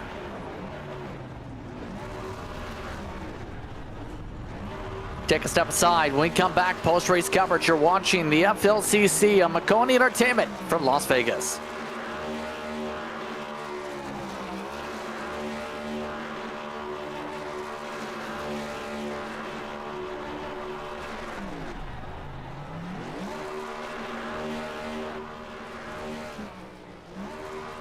You want to be the best, you can't settle for the rest. For anything on iRacing, there's just one name you need, Maconi. We now provide the best of the best in setups, paint schemes, coaching, broadcasting, and event organization. With cars across all 4 license classes, we have what you need to hit the track with confidence. Grab a subscription and save money while going fast at MaconiSetupShop.com/subscriptions. And remember, at Maconi Setup Shop, there are setups, but your victories.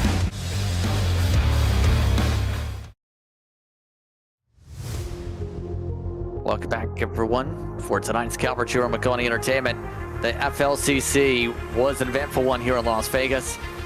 We're in the very end. Nicholas Vroman is the one who takes the checker flag out for this 267 lapper.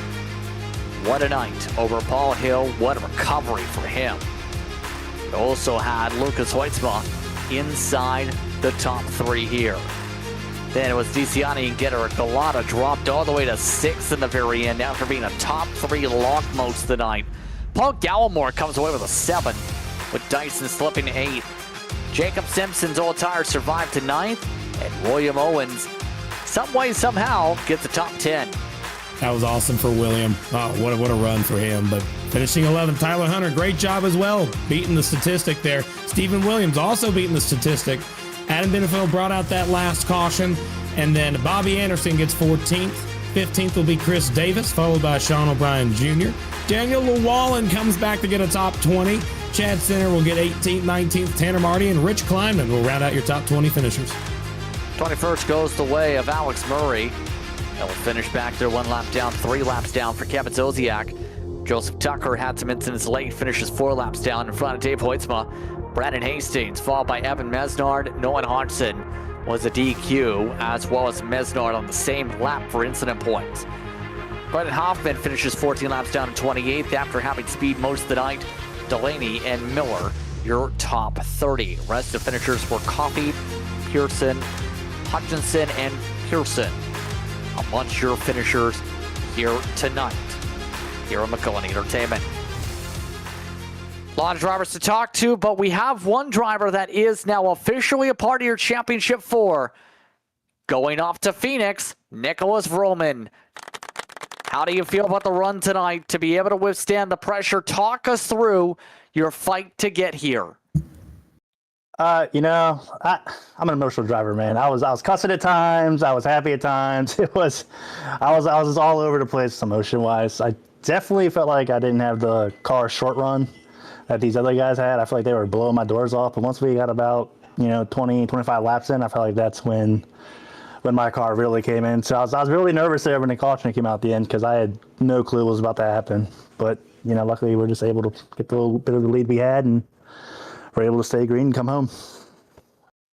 How difficult was it to try and set things up with Galata all night, especially with you in his tire tracks most of the evening until that third stage? It was very good. First stage, he got me, but he fell off pretty hard the last 5 laps. I was kind of shocked. Second stage, I think I was able to get by him actually, and we're actually out in the lead, kind of pulling everybody. But it was a good battle with everybody, man. Clayton Hoffman, everybody was out there, man. It was good, hard, but very respectful, clean battles, and it was a lot of fun. So on that note here, now that you're locked into the championship for unofficially here, Nicholas, what's the approach going to be for these next 2 races, especially knowing you've got a championship to race for in about 3 weeks? Talladega, a lot of teammates involved, so I'm for hire, man. Starting to bid at $100, so if anyone needs help, the bid's starting at $100. I'll help your team out. I'll help you try and get locked in. I don't care who it is, but yeah. Hey, Martinsville, whatever happens. I'm good, man. I'm locked in. I'm not too worried now.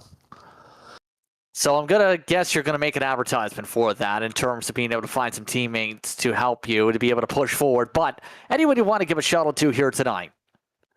Yeah. Shout out to the guys at Record Motorsports. Ken, he's an alright dude, I guess. He was able to, he could have worked on the short speed a little bit, but, I'll give it to him. The track temp was about 20 degrees cooler, which I hate. But, yeah, shout out to those guys. Shout out to, Pete, my spotter, man.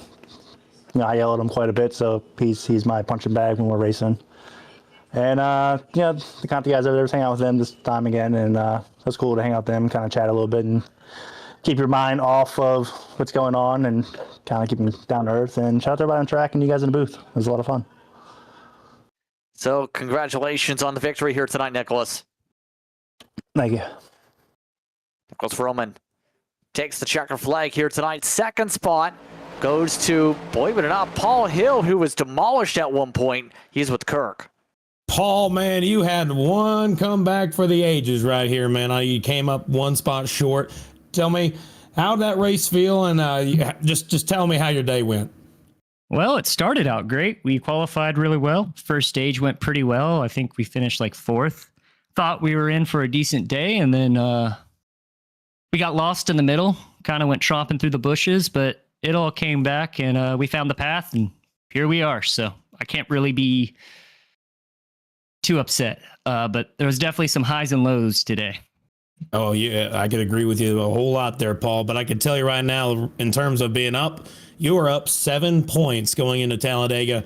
Not really much of a cushion, but you are on the positive side compared to some folks that had a really rough run today. Tell me, what are your plans going into Talladega and Martinsville? What do you think about those tracks? In my opinion, both of them are wild cards, which is nuts that they're in the same, like, what they call that, bracket together, I guess. So we're just going to try to survive Dega and not get turned on a green white checkered at Martinsville, to be honest. I think I could win either one of those. Dega, of course, is pretty straightforward.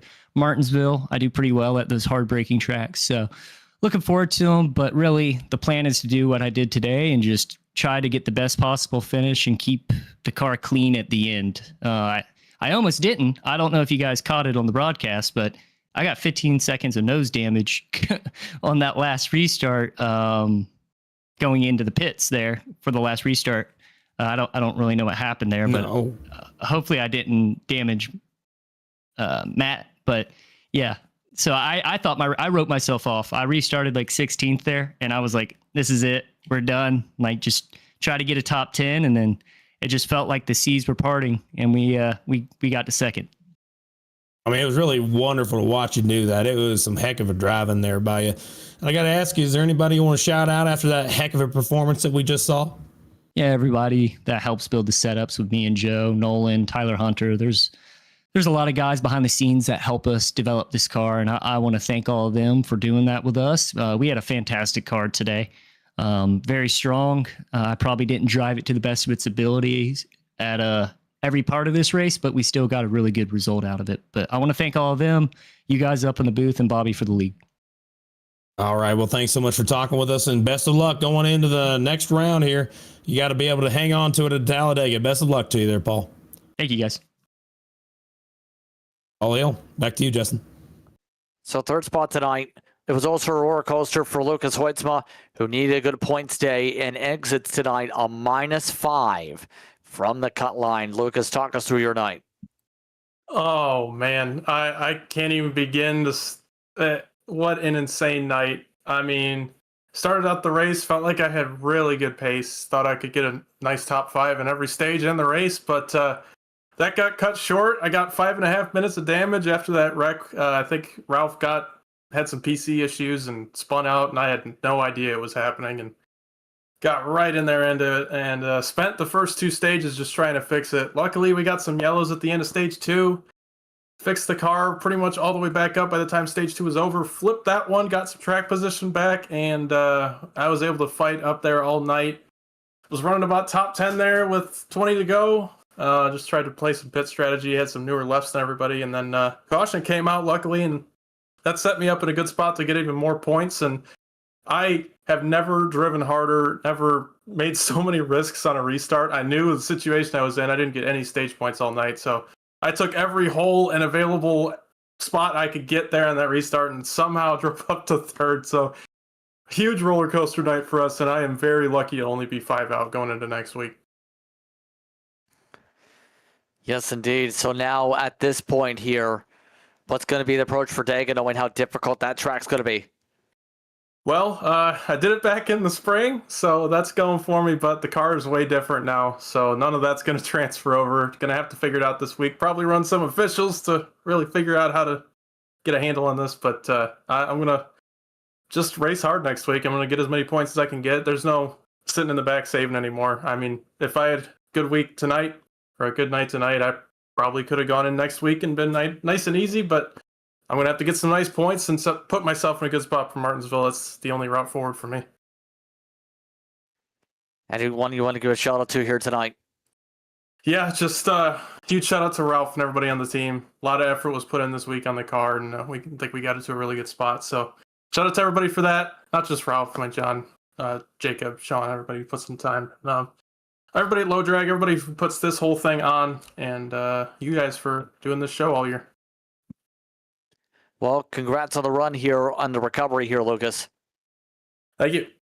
Lucas Hoitzma covers to a top 3 run here tonight, like the entire top 3 for Speaker was during post-race coverage here on Maconi Entertainment. Your final thoughts tonight, Kirk, as we take a look at the cut. Dyson actually gained spots for the cut line as the night went on. Paul Hill and Matt DiCiani are above it. Everything else is shaken up. Yeah, absolutely wild night for the playoffs. This is only going to make it even more interesting going into Talladega. DiCiani had the exact night he needed to have. He came into this race dead last, 8th, and now he comes out above the cut line. And just a phenomenal recovery for the 4-car because he finished in his highest running position, I think, all night. He finished 4th tonight, so great recovery for him. But a lot of guys had some problems tonight. Jonathan Delaney, he got involved in an incident, his engine blew, and he was done. He didn't finish very well tonight at all. Ended up getting all the way back in 29th spot. Then Lucas Hoitzma was able to hang on to a good finish, but he didn't have any stage points to help him get above that cut line. And so because of that, he's 5 below. But now Clayton Hoffman, who had a fast car, he was so quick. And the problem was just he got some contact with Patrick Gitter, got sent up into the outside wall, ended his day prematurely, came back out there and finished out the race multiple laps down.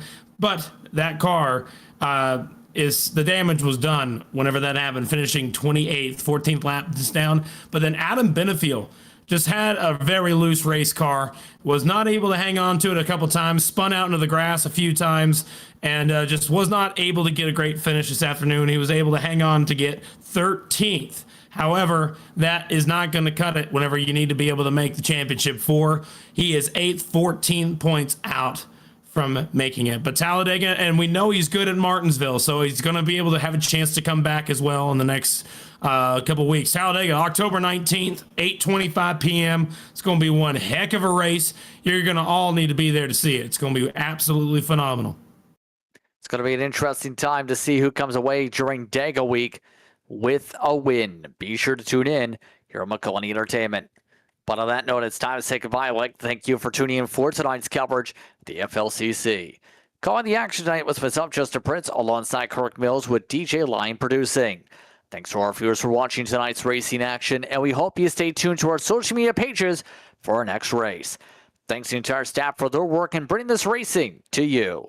This has been a production of Maconi Entertainment. We'll see you next time.